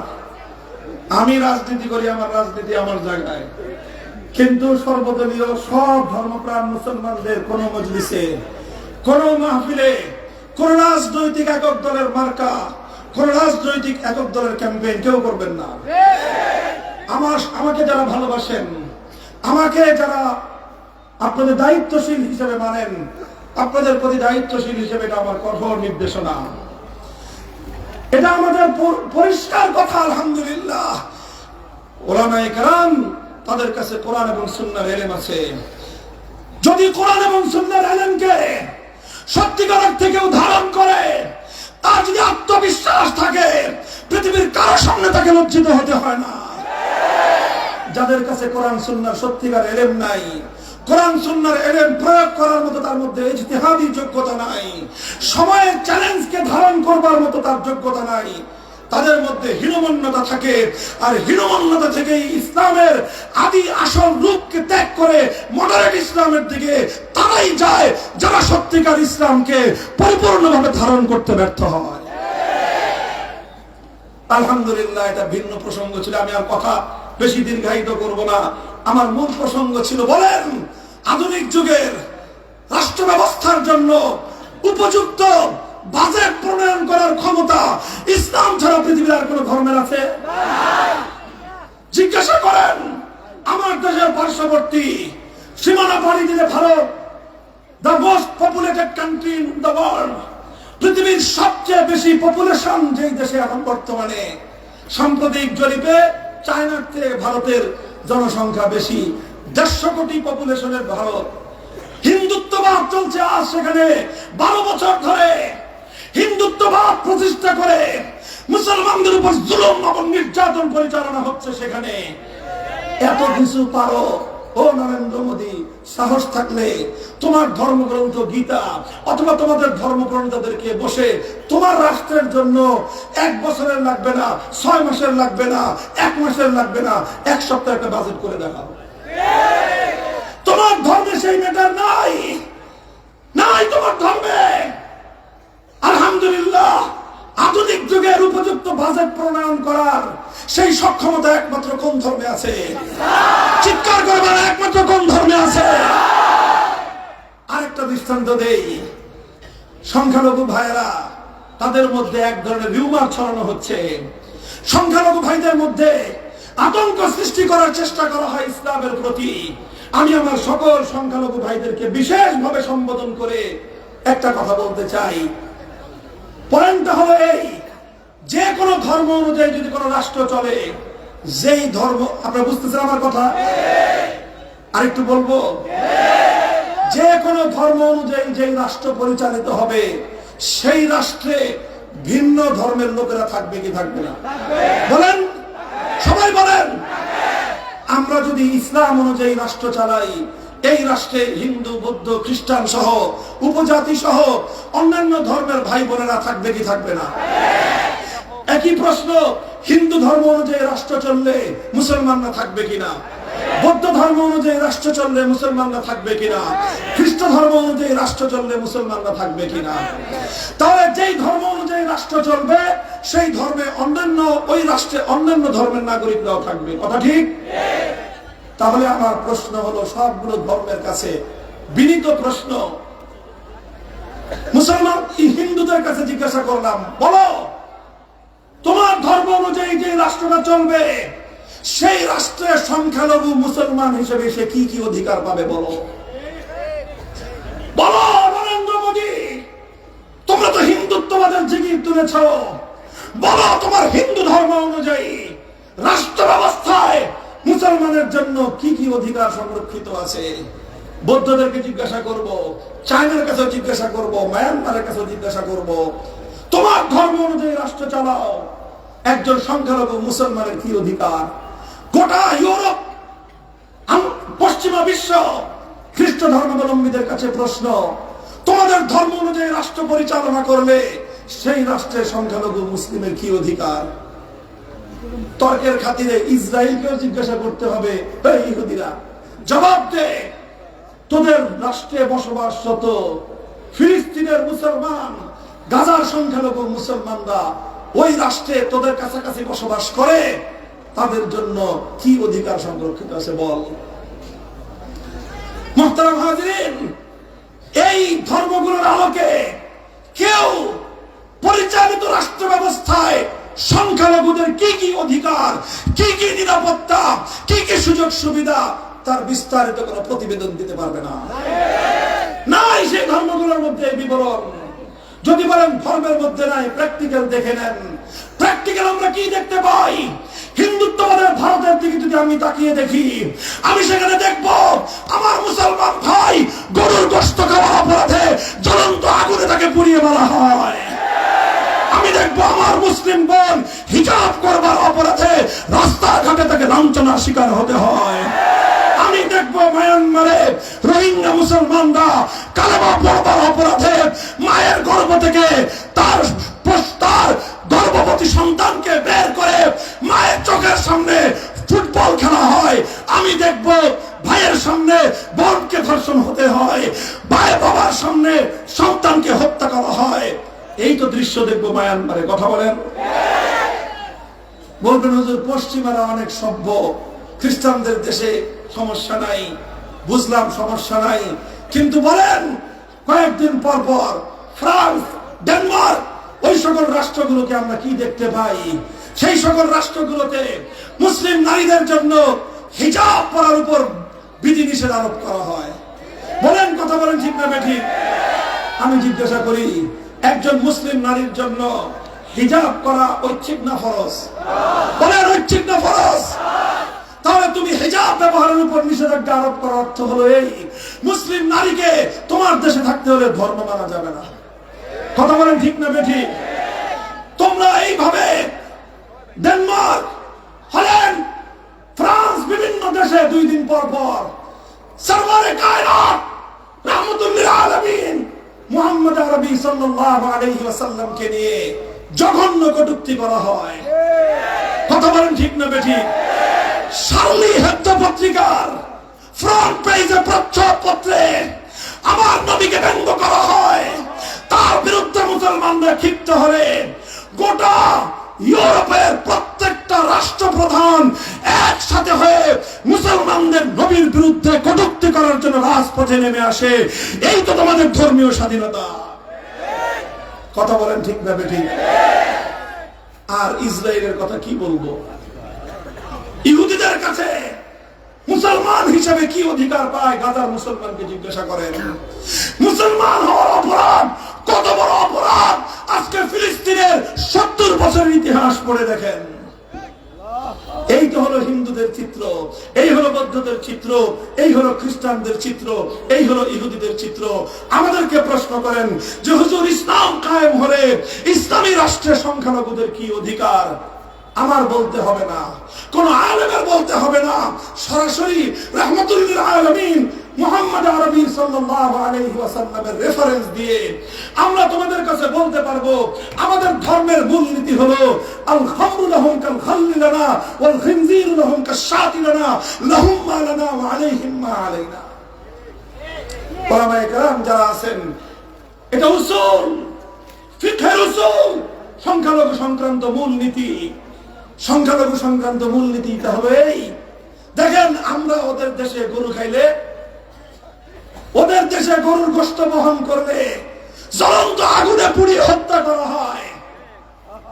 আমার দেশে যদি কোন হিন্দু, কোন খ্রিস্টান শুয়োর পালন করে, ইসলামী রাষ্ট্রে, খেলাফত রাষ্ট্রে একজন হিন্দু নাগরিক, একজন খ্রিস্টান নাগরিক সেই রকম ভাবে শূকর পালন করবার অধিকার সংরক্ষণ করবে একজন মুসলমান যেরকম বকরি এবং ছাগল আর ভেড়া পালন করার অধিকার রাখে।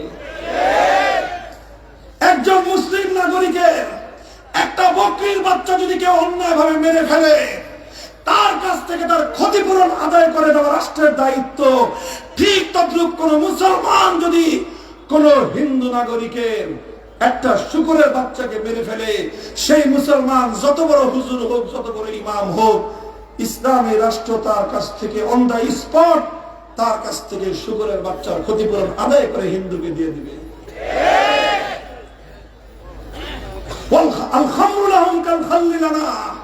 মুসলিম রাষ্ট্রের মধ্যে একজন মুসলিম নাগরিক যেরকম জুস পান করতে পারে, আমের জুস, বেদানার জুস, শরবত যেমন পান করতে পারে, রাষ্ট্রের পারমিশন নিয়ে মুসলিম রাষ্ট্রে বসবাস করে অন্য ধর্মাবলম্বীরা তারা নেশা জাতীয় দ্রব্য পান করতে পারবে যদি তাদের ধর্মে সেই নেশা পান করা এলাও হয়। আর ইসলাম তো তোমাকে এই নিরাপত্তা দিয়েছে, লাহুম মা লানা ওয়া আলাইহিম মা আলাইনা। মুসলিম রাষ্ট্রের উপর যদি হামলা চালায় কোন শত্রু রাষ্ট্র, তাহলে সেই হামলা মোকাবেলা করার জন্য যদি কোন সংখ্যালঘু স্বেচ্ছায় এগিয়ে আসতে পারে, স্বেচ্ছায় এগিয়ে না আসলে ইসলামী রাষ্ট্র তাকে প্রতিরক্ষা ব্যবস্থা অংশগ্রহণ করতে বাধ্য করবে না। কিন্তু মুসলমানরা আল্লাহ এবং তার রাসূলের পক্ষ থেকে দায়িত্বপ্রাপ্ত হয়ে এক একজন সংখ্যালঘু অমুসলিম নাগরিকের জান মাল ইজ্জত আবরু নিরাপত্তা নিশ্চিত করা মুসলিম রাষ্ট্র এবং মুসলমানদের ধর্মীয় দায়িত্ব। মুহতারাম হাজিরিন, শুধু একটা জায়গায় পার্থক্য আছে। মুসলমানরা রাষ্ট্র পরিচালনায় রেভিনিউ কালেকশনের সোর্সে যাকাত দিবে, ওশর দিবে, আর অমুসলিমরা জিজিয়া এবং ট্যাক্স দিবে। এটা হলো সার্ভিস চার্জ। সেই ট্যাক্স কিভাবে দিবে ইসলাম তার মূলনীতি নির্ধারণ করে দিয়েছে। ইসলাম বলে দিয়েছে একজন অমুসলিম নাগরিক সে স্বাভাবিকভাবে যেই পরিমাণ পয়সা উপার্জন করে তার পক্ষে যতটুকু ট্যাক্স দেওয়া বার্ডেন না হয় ততটুকুই ট্যাক্স তার কাছ থেকে নেওয়া যাবে। এক পয়সা বেশি ট্যাক্স যদি মুসলিম রাষ্ট্র অমুসলিম নাগরিকের কাছ থেকে আদায় করে, আল্লাহর পয়গম্বর বলেছেন ফানা হাজিজুহু ইয়াউমাল কিয়ামাহ, কিয়ামতের দিন আমি আল্লাহর রাসূল, আমি রাহমাতুল লিল আলামিন সেই সংখ্যালঘুর পক্ষ হয়ে মুসলিম রাষ্ট্রনায়কের বিরুদ্ধে, খলিফার বিরুদ্ধে আল্লাহর দরবারে বিচার দায়ের করব। হে সংখ্যালঘু ভাইরা, আপনাদেরকে যারা আতঙ্কগ্রস্ত করে, ইসলাম কায়েম হলে অমুসলিমরা থাকতে পারবে না, এর চেয়ে জচ্চুরিপূর্ণ জালিয়াতিপূর্ণ মিথ্যাচার আর কিছুই হতে পারে না। আমি দায়িত্ব নিয়ে বলছি, আল্লাহ পাক যদি এই রাষ্ট্রে ইসলামকে বিজয়ী করেন, কোরআন সুন্নাহ ভিত্তিক শাসন ব্যবস্থা যদি প্রতিষ্ঠিত হয়, খোদার কসম বিগত 54 বছর পর্যন্ত সংখ্যালঘুদেরকে যারা নির্যাতন করেছে, নিপীড়ন করেছে, জুলুম করেছে, প্রত্যেকটা জুলুম এবং নির্যাতনের বিচার করা হবে ইনশাআল্লাহ। ইনশাআল্লাহ ইসলাম কেবলই মুসলমানের তরে দুনিয়াতে আসেনি গো। ইসলাম যেরকম মুসলমানের জান মাল ইজ্জত আবরু নিরাপত্তা দেয়, ঠিক তদ্রূপ ইসলাম সকল ধর্মাবলম্বীদের জান মাল ইজ্জত আবরু এবং ধর্ম পালন করবার স্বাধীনতার সম্পূর্ণ নিরাপত্তা ইসলাম নিশ্চিত করে। আলহামদুলিল্লাহ বলেন। ভাই, রাত 12:15 বাজে, আলোচনা দীর্ঘ আমি করতে চাই না। আমি তিনটা দৃষ্টান্ত দিলাম।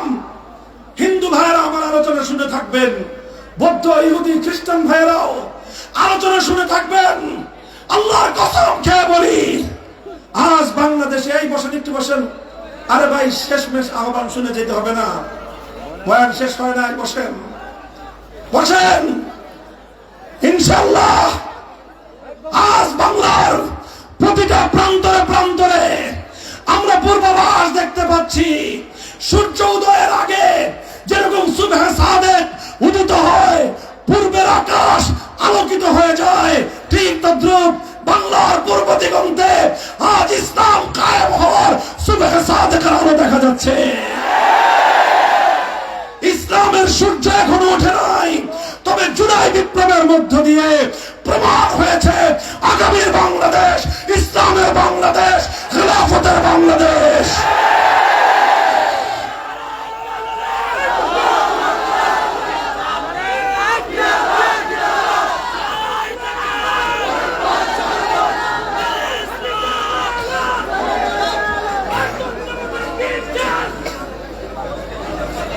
ভাই, আর একটা কথা শোনার মতো ধৈর্য আছে আপনাদের?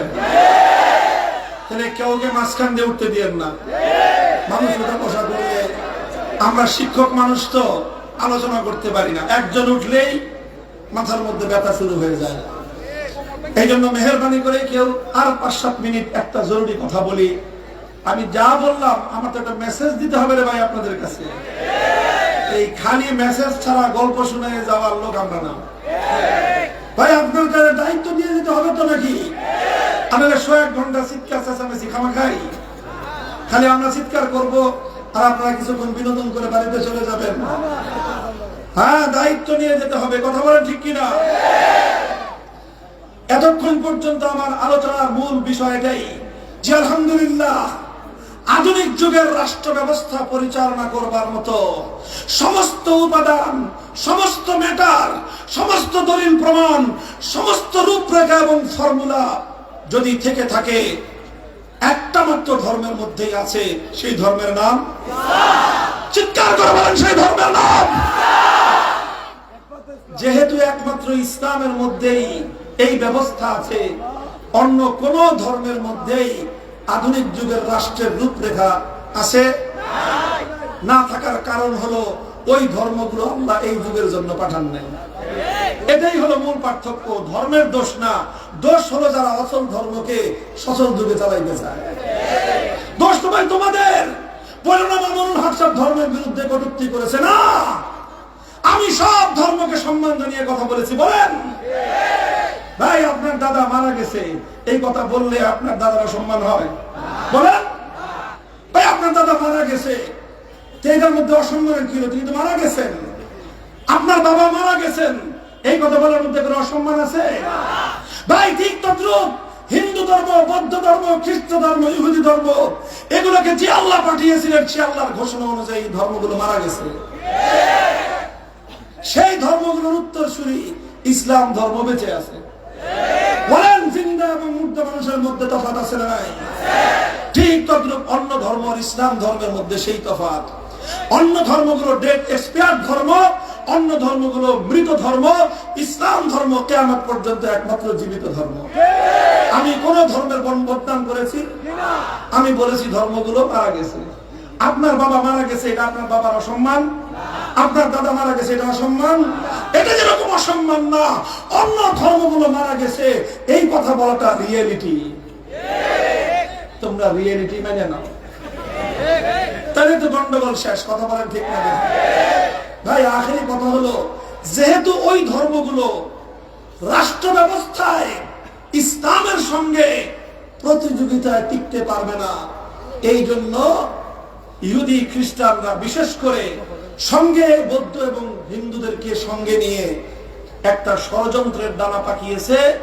সেই ষড়যন্ত্রের ডানাটা হলো ইসলামের বিরুদ্ধে। যেহেতু তারা আধুনিক যুগের রাষ্ট্র ব্যবস্থার রূপরেখা দিতে পারবে না, আর আধুনিক যুগের রাষ্ট্র ব্যবস্থার রূপরেখা দিতে পারবে একমাত্র ইসলাম, এই জন্য তারা রাষ্ট্র ব্যবস্থার রূপরেখা দিতে না পারার ব্যর্থতা ঢাকবার জন্য তারা এক নতুন স্লোগান, নতুন এক মতবাদ দুনিয়ার সামনে এনেছে। বলে যে ধর্মে, রাষ্ট্রের মধ্যে কোনো ধর্ম চলবে না, রাষ্ট্র হবে ধর্ম নিরপেক্ষ। রাষ্ট্র কি হবে? কেন রে ভাই, রাষ্ট্র কেন তোমার ধর্ম নিরপেক্ষ হবে বলো? আমি প্রশ্ন করলাম, সব ধর্মাবলম্বীরা জবাব দিয়েন। ধর্ম ভালো জিনিস না খারাপ জিনিস? বলেন, ধর্ম ভালো জিনিস না খারাপ জিনিস? আচ্ছা, ধর্ম যদি ভালো জিনিস হয়ে থাকে, রাষ্ট্রের ভালোর দরকার আছে না নাই? সবাই বুঝে শুনে বলেন, রাষ্ট্রের ভালোর দরকার আছে না নাই? রাষ্ট্রের যদি ভালোর দরকার হয়ে থাকে, ধর্ম যদি ভালো হয়ে থাকে, তাহলে রাষ্ট্রে ধর্ম চলবে না কেন বল?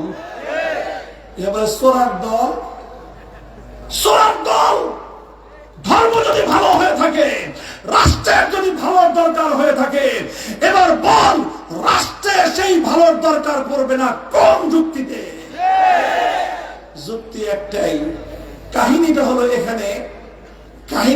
এখানে হিন্দু, বৌদ্ধ, ইহুদি, খ্রিস্টান, অন্য কোন ধর্ম যেহেতু আধুনিক যুগের রাষ্ট্রের রূপরেখা দিতে পারে না, এই জন্য ইসলামের সঙ্গে তারা কম্পিটিশন এবং প্রতিযোগিতায় টিকতে পারবে না। একমাত্র পারবে ইসলাম। তো যখন একমাত্র ইসলাম পারবে, প্রতিযোগিতা যদি চাই আমরা ডাকি, সব ধর্মের কাছ থেকে আমরা আহ্বান করলাম, সব ধর্মাবলম্বীরা সাবমিট করো রাষ্ট্রের রূপরেখা। যেই ধর্মেরটা আমাদের কাছে সবার দৃষ্টিতে শ্রেষ্ঠ বলে বিবেচিত হবে, সেই ধর্মের রূপরেখা অনুযায়ী আমরা রাষ্ট্র পরিচালনা করব। যুদ্ধের দরকার নাই, মারামারির দরকার নাই, হানাহানির দরকার নাই। সব ধর্মের রাষ্ট্র ব্যবস্থার রূপরেখা তুলনা করে, বিশ্লেষণ করে, কম্পেয়ার করে যেই ধর্মের রূপরেখাটা সর্বশ্রেষ্ঠ বলে বিবেচিত হবে, সেই রূপরেখা অনুযায়ী আমরা রাষ্ট্র চালাবো। ইসলাম রূপরেখা দিবে, অন্য কোন ধর্ম রূপরেখা দিতে পারবে না। তখন আমাদের দেশের আন্তর্জাতিক খেলাধুলার পরিভাষা আছে একটা, এটাকে বলে ওয়াক ওভার। কি বলে শুনছেন এই পরিভাষাটা? মানে প্রতিদ্বন্দ্বী অনেক সময় বহস হয় না, বহসে এক পক্ষ আসছে আরেক পক্ষ আসে নাই, এখন কি হয় বলেন? যেই পক্ষ আসে নাই ও এমনি পরাজিত বলে গণ্য হয়। এখন এক পক্ষ আসে না, কেন আসে না?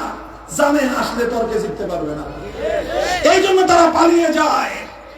অন্য ধর্মগুলো জানে ইসলাম ধর্মের সঙ্গে আধুনিক যুগের রাষ্ট্র ব্যবস্থার রূপরেখার প্রতিযোগিতায় ময়দানে টিকতে পারবে না, এই জন্য তারা ইসলামের সঙ্গে প্রতিযোগিতায় লিপ্ত না হয়ে নতুন ষড়যন্ত্রের জাল বুনেছে। সেকুলারিজমের মতো এক কুফরি মতবাদ আবিষ্কার করে বলেছে রাষ্ট্র এবং ধর্ম আলাদা আলাদা চলবে, রাষ্ট্রের মধ্যে কোনো ধর্ম চলতে পারবে না। নাউজুবিল্লাহ পড়েন একবার। আমি এই জন্য একটা গল্প বলি বিভিন্ন মাহফিলে, আপনাদের কাছেও শুনিয়েছি কিনা জানি না। গোয়াল আছে না আপনারা? গোয়ালা কি বলেন আপনারা? গোয়াল বলেন না গোয়ালা বলেন? বুঝেন না? দুধ বিক্রি করে যারা এদেরকে কি বলেন? হ্যাঁ, গোয়াল। আচ্ছা ঠিক আছে, গোয়াল। আচ্ছা, গোয়াল মানে দুধ বিক্রি করে, তাই না? তো গোয়ালের বাড়িতে গরু থাকে কি থাকে না? কয়টা গরু থাকে? অনেক গরু। 5টা 10টা গরু না থাকলে সে গোয়াল হয় কেমনে? আচ্ছা, গোয়ালের বিপরীত আমাদের দেশে বলে গৃহস্থ। আপনাদের দেশে কি বলে? গৃহস্থ। গৃহস্থের বাড়িতে গরু থাকে কয়টা থাকে? অল্প গরু থাকে। হাল চাষ করার জন্য এখন তো ট্রাক্টরের যুগ, এরপরও 20 বছর 30 বছর আগে প্রত্যেকটা গৃহস্থের বাড়িতে গরু থাকতো। কিসের গরু? হাল চাষ করার গরু। যেহেতু হাল চাষ তার গাই দিয়ে করে না, হাল চাষ করে ষাঁড় গরু, বলদ গরু দিয়ে, আবাল দিয়ে। কিন্তু এই আবাল পালতে হলে সাথে 1-2টা গাই পালে। কথা ঠিক? তো গোয়ালেও গাই পালে, গৃহস্থ গাই পালে। তো গৃহস্থের গাইয়েরও বাচ্চা হয় বাছুর, গোয়ালের গাইয়েরও বাছুর হয়। বাছুর যখন হয় তখন তো দুধ হয়। তো গোয়াল বেটা এই দুধ করে কি? সব দুধ ওর স্তন থেকে টেনে টেনে বের করে। যতক্ষণ পর্যন্ত দুধ বের হয় টানতে টানতে টানতে টানতে মানে শক্তিতে যতটুকু কুলায় সব দুধ বের করে। বের করার পরেও সাধারণত গোয়ালের মন ভরে না, এরপরে আবার কতক্ষণ সাফ করবে দোয়ায়, তারপরে ভাণ্ড ভরে। কথা ঠিক? আর ইমানদার হইলে তো ভিন্ন কথা, শুধু গরুর এই দোয়ায়, সাফ করলে দোয়ায় না। কথা ঠিক? তাহলে গোয়ালের এইভাবে দুধ দহন করে নিয়ে গেল, ওর বাছুর খাইবে কি? ওর বাছুরের কপালে সারাদিনে 1/2 টাকা দুধ জুটে না, সব দুধ গোয়ালে বেচে ফেলায়। গৃহস্থ তো দুধ বিক্রি করার জন্য গরু পালে না, এই জন্য গৃহস্থের বাছুর সকালে ঘুম থেকে উঠে আগে বাছুর দুধ খায়, এরপরে একটু দুধ দহন করে বাচ্চা কাচ্চারা খাইলে খাইলো, আর নাহলে কোনোদিন পুরোটাই বাছুরে খায়। কথা ঠিক? এই হলো গোয়ালের বাছুর আর কৃষকের আর গৃহস্থের বাছুরের পার্থক্য। কথা ঠিক আছে? গোয়ালের বাছুর আর কৃষকের বাছুর দোনোটা একসাথে মাঠে ঘুরতেছে, দোনোটা এক বয়সী সমবয়সী, খাতির খুব দোস্ত। আর এক দোস্ত আরেক দোস্তে মাঠে ঘুরতে ঘুরতে কয়, দোস্ত চলো দুইজনে মিলে একটা প্রতিযোগিতা দেই, কম্পিটিশন দেই। কি দিবে? কম্পিটিশন দিবে। গোয়ালের বাছুর জিজ্ঞাসা করে, কি কম্পিটিশন দিতে চাস? গৃহস্থের বাছুর কয়, চল এক কাজ করি, ওই যে দূরে দেখা যায় যে একটা মাঠের মধ্যখানে একটা গাছ, ভিটা বলে আমাদের দেশে, একটু উঁচা জায়গা থাকলে কি বলেন আপনারা? হ্যাঁ, টিলা, টিলা বা ভিটা। কই যে 3-4 মাইল দূরে যে টিলা দেখা যায়, এখান থেকে চল দৌড় দেই, দেখি কে আগে ওই টিলায় যেতে পারে। এখন গোয়ালের বাছুর চিন্তা করে, তুই তো সকালবেলা দুধ খেয়ে আইছিস 1/2 কেজি, আবার বাড়িতে গিয়ে খাইবি আরো 1/2 কেজি। তোর শরীরে তো দুধ খেয়ে খেয়ে এনার্জি আর শক্তি জন্মাইছে তোমার শরীরে। আর আমার যে মালিক এমন বকিলের বকিল, ও আমার জন্য তো 1/2 টাকা দুধ রেখে যায় নাই, সব দুধ টাইমে নিয়ে বাজারে বিক্রি করে। আমার কপালে সারাদিনেও এই আধা ছটা দুধ জুটে না, এই ঘাস চানায় চুবে খায়া যা বেঁচে থাকি। আমার শরীরে তো এত শক্তি আর এনার্জি নাই, তোমার সাথে আমি 3 মাইল দৌড়াবো। এখন দৌড়ে যেহেতু পারবে না, ও কয় কি জানেন, ধরবে না, যেই রোদ পড়ছে টাক ফাটা রোদ, এই রোদের মধ্যে কেউ দৌড়ায়? খামাখা দৌড়ের প্রতিযোগিতা দিতে পারস। কয় তাহলে কি করবি? কয় আমরা 2 জন এসে একটা ভিন্ন প্রতিযোগিতা দিই। কি প্রতিযোগিতা? কয় এখানে তুই বয়, এখানে আমি বসি, 2 জন বসে লেজ নাড়াই, দেখি কে বেশি লেজ নাড়াইতে পারে। বুঝেন না এই কথা? আমাদের পরিভাষায় লেজ নাড়ানো এটা একটা পরিভাষা, বলে বসে বসে লেজ নাড়াও, এটা বলা হয় তাদেরকে যারা খুব কর্মঠ, না যারা অলস। অলসদেরকে বলে বসে বসে লেজ নাড়াও, অকর্মণ্য যারা তারা বসে বসে লেজ নাড়ায়। তো ভাই, গোয়ালের বাছুর দুধ না পেয়ে, পুষ্টিকর খাদ্য না পেয়ে, শরীরে এনার্জি নাই, ও হলো অলস, অকর্মণ্য। গৃহস্থের বাছুর দুধ খেয়ে শরীরে এনার্জি, শক্তিমান, সবল, সুঠাম। ওই বসে বসে আইনসামি করা, বসে বসে অকর্মণ্যগিরি করা গৃহস্থের বাছুরের ধাতে সয় না। তাই বেটা পোলাপান মানুষ দৌড়াবো এখন, গাদাজানি কথাকার, বসে বসে লেজ দাঁড়ানো, এটা কোনো কর্মঠের কাজ নাকি? কথা বলেন ঠিক না বেঠিক? আলহামদুলিল্লাহ, ইসলাম সেই ধর্ম, হৃষ্টপুষ্ট ধর্ম, আল্লাহর কোরআন দ্বারা সমৃদ্ধ ধর্ম, আল্লাহর পয়গম্বরের সুন্নাহ দ্বারা সমৃদ্ধ ধর্ম, 1400 বছরের তাওয়ারুসে উম্মত, ইজমা কিয়াসের দ্বারা সমৃদ্ধ ধর্ম। যুগের সমস্ত চ্যালেঞ্জকে মোকাবেলা করে গন্তব্য পর্যন্ত পৌঁছার সমর্থবান ধর্মের নাম হলো ইসলাম। ইসলাম বলে আসো, দৌড়ের প্রতিযোগিতা লাগাই, আসো ধর্ম নিয়ে আসো, আধুনিক যুগের রাষ্ট্র ব্যবস্থা সাবমিট করো, প্রতিযোগিতা করে দেখি কারটা প্রতিযোগিতায় টিকে। সব ধর্ম আলাদা বলে আমাদের ভাই এত এনার্জি নাই, আমাদের ধর্মের আসমানি কিতাব সংরক্ষিত নাই, নবীর আদর্শ সংরক্ষিত নাই, না খেয়ে খেয়ে সব ধর্ম এটা মৃত প্রায়। এই জন্য ওই ধর্মগুলো চিন্তা করলো দৌড়ায় ইসলামের সঙ্গে পারা যাবে না, এই জন্য আসো বসে বসে লেজ নাড়ায়।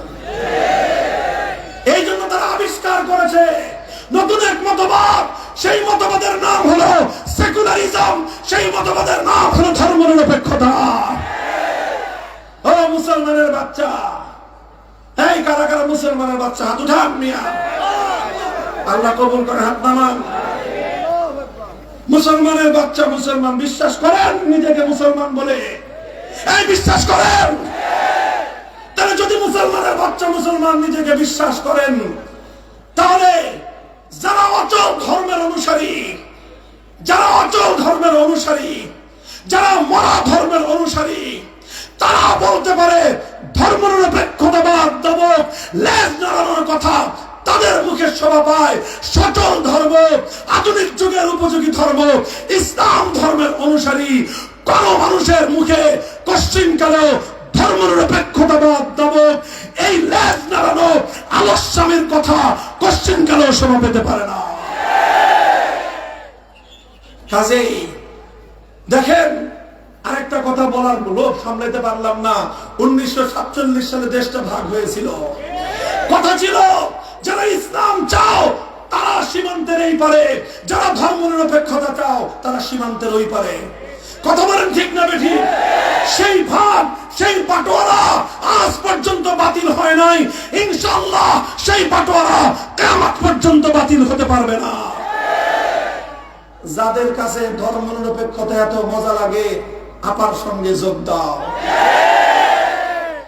তোমার আপারও ভাল লাগতো ধর্মনিরপেক্ষতা, ওই রাষ্ট্রের জন্ম হয়েছে ধর্মনিরপেক্ষতার উপর। তোমার আপার কাছে প্রিয় ছিল ধর্মনিরপেক্ষতা, তার দাদার কাছেও প্রিয় হলো ধর্মনিরপেক্ষতা।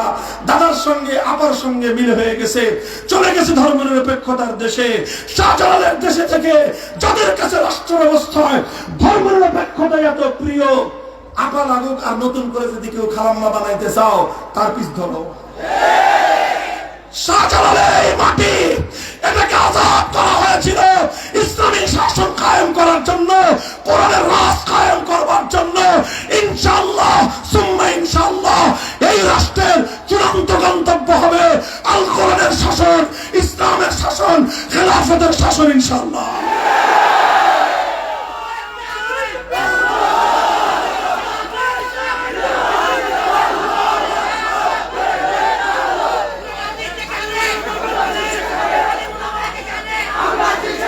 ইনশাআল্লাহ আমরা আস্থার সঙ্গে বলতে পারি, আমাদের স্লোগান ধারণ করেছি, ধর্ম বর্ণ ভিন্ন মত সবার জন্য খেলাফত। বলেন ধর্ম বর্ণ ভিন্ন মত সবার জন্য খেলাফত। খেলাফত শুধু মুসলমানের জন্য নয়, খেলাফত মুসলমানের জন্য যেমন, হিন্দুর জন্য তেমন, বৌদ্ধের জন্য তেমন, খ্রিস্টানের জন্য তেমন, ধর্ম বর্ণ নির্বিশেষে সব ধর্মের মানুষের অধিকার নিশ্চিত করবার আল্লাহ প্রদত্ত একমাত্র রাজনৈতিক বন্দোবস্তের নাম খেলাফতের শাসন ব্যবস্থা। কাজেই কারা কারা অলস আছেন হাত তুলেন। অলস আছেন কেউ? অলস অলস আছেন কেউ? অকর্মণ্য? কর্মঠ কারা আছে? কর্মঠ? এই স্লোগান তুলতে হবে, এবার নতুন স্লোগান। বসেন, লেজ নাড়ানোর দিন শেষ, ইসলামের বাংলাদেশ।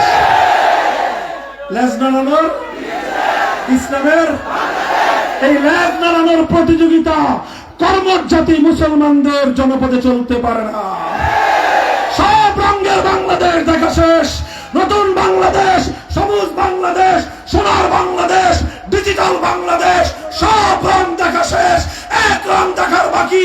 এবারের বাংলাদেশ হবে ইসলামের বাংলাদেশ, খেলাফতের বাংলাদেশ।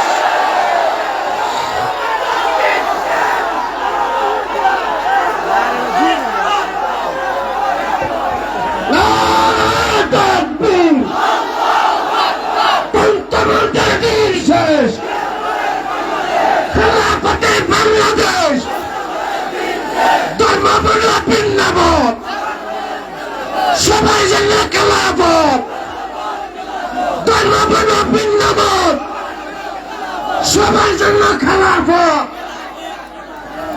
এই শুধু কথার কথা, এগুলা শুধু কথার কথা না শপথ? বলেন শপথ, অঙ্গীকার। কার সাথে? কার সাথে? আল্লাহ আমাদের শপথ কবুল করে। সবাই বসেন, সবাই বসেন, কেউ দাঁড়াবেন না।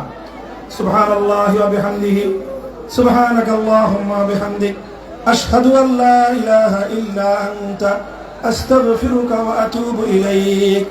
ইয়া হাইয়ু ইয়া কাইয়ুম বিরহমাতিকা নাস্তাগীস, আসলিহ লানা শা'নানা কুল্লাহু ওয়া লা তাকিলনা ইলা আনফুসিনা তারফাতা আইন। ইলাহুল আলামিন, রব্বুল আলামিন, আল্লাহ কুরআন বাজার তাফসীর কমিটির উদ্যোগে আয়োজিত আজিমুশ শান ঐতিহাসিক এই তাফসীরুল কোরআন মাহফিলকে আপনি কবুল এবং মঞ্জুর ফরমান। আল্লাহ এই মাহফিলকে আপনি কিয়ামত পর্যন্ত কায়েম ও দায়েম রাখুন। আল্লাহ কোরআনের নূর মানুষের বুকে বুকে আপনি প্রজ্বলিত করে দিন। আল্লাহ আল্লাহ আপনার কোরআন অনুযায়ী, আপনার দ্বীন এবং ইসলাম অনুযায়ী আমাদের জিন্দেগীর প্রতিটি ক্ষেত্রকে সুচারুরূপে পরিচালিত করার তৌফিক ইনায়াত ফরমান। ইলাহুল আলামিন, আমাদের পূর্বপুরুষ, আমাদের বাবা মা দাদা দাদি, বিশেষ করে দুনিয়া থেকে যারা চলে গিয়েছেন সকলকে আপনি মাগফিরাত নসিব ফরমান। আমাদের পরবর্তী প্রজন্ম, সন্তান সন্ততিদেরকে দ্বীনের উপর ইস্তেকামতের সাথে রাখুন। আল্লাহ যতদিন আমরা হায়াতে থাকি ঈমানের উপর, ইসলামের উপর রাখুন। আল্লাহ মরণের সময় ঈমানের সাথে আল্লাহ মৃত্যু নসিব ফরমায় দেন। আল্লাহ আমাদের এই প্রাণপ্রিয় মাতৃভূমি প্রতি ইঞ্চি মাটিকে আপনি ইসলামের ঘাঁটি হিসেবে কবুল ফরমান। রব্বানা তাকাব্বাল মিন্না ইন্নাকা আনতাস সামিউল আলিম। সুবহান রাব্বিকা রাব্বিল ইজ্জাতি আম্মা ইয়াসিফুন ওয়া সালামুন আলাল মুরসালিন আলহামদুলিল্লাহি রাব্বিল আলামিন।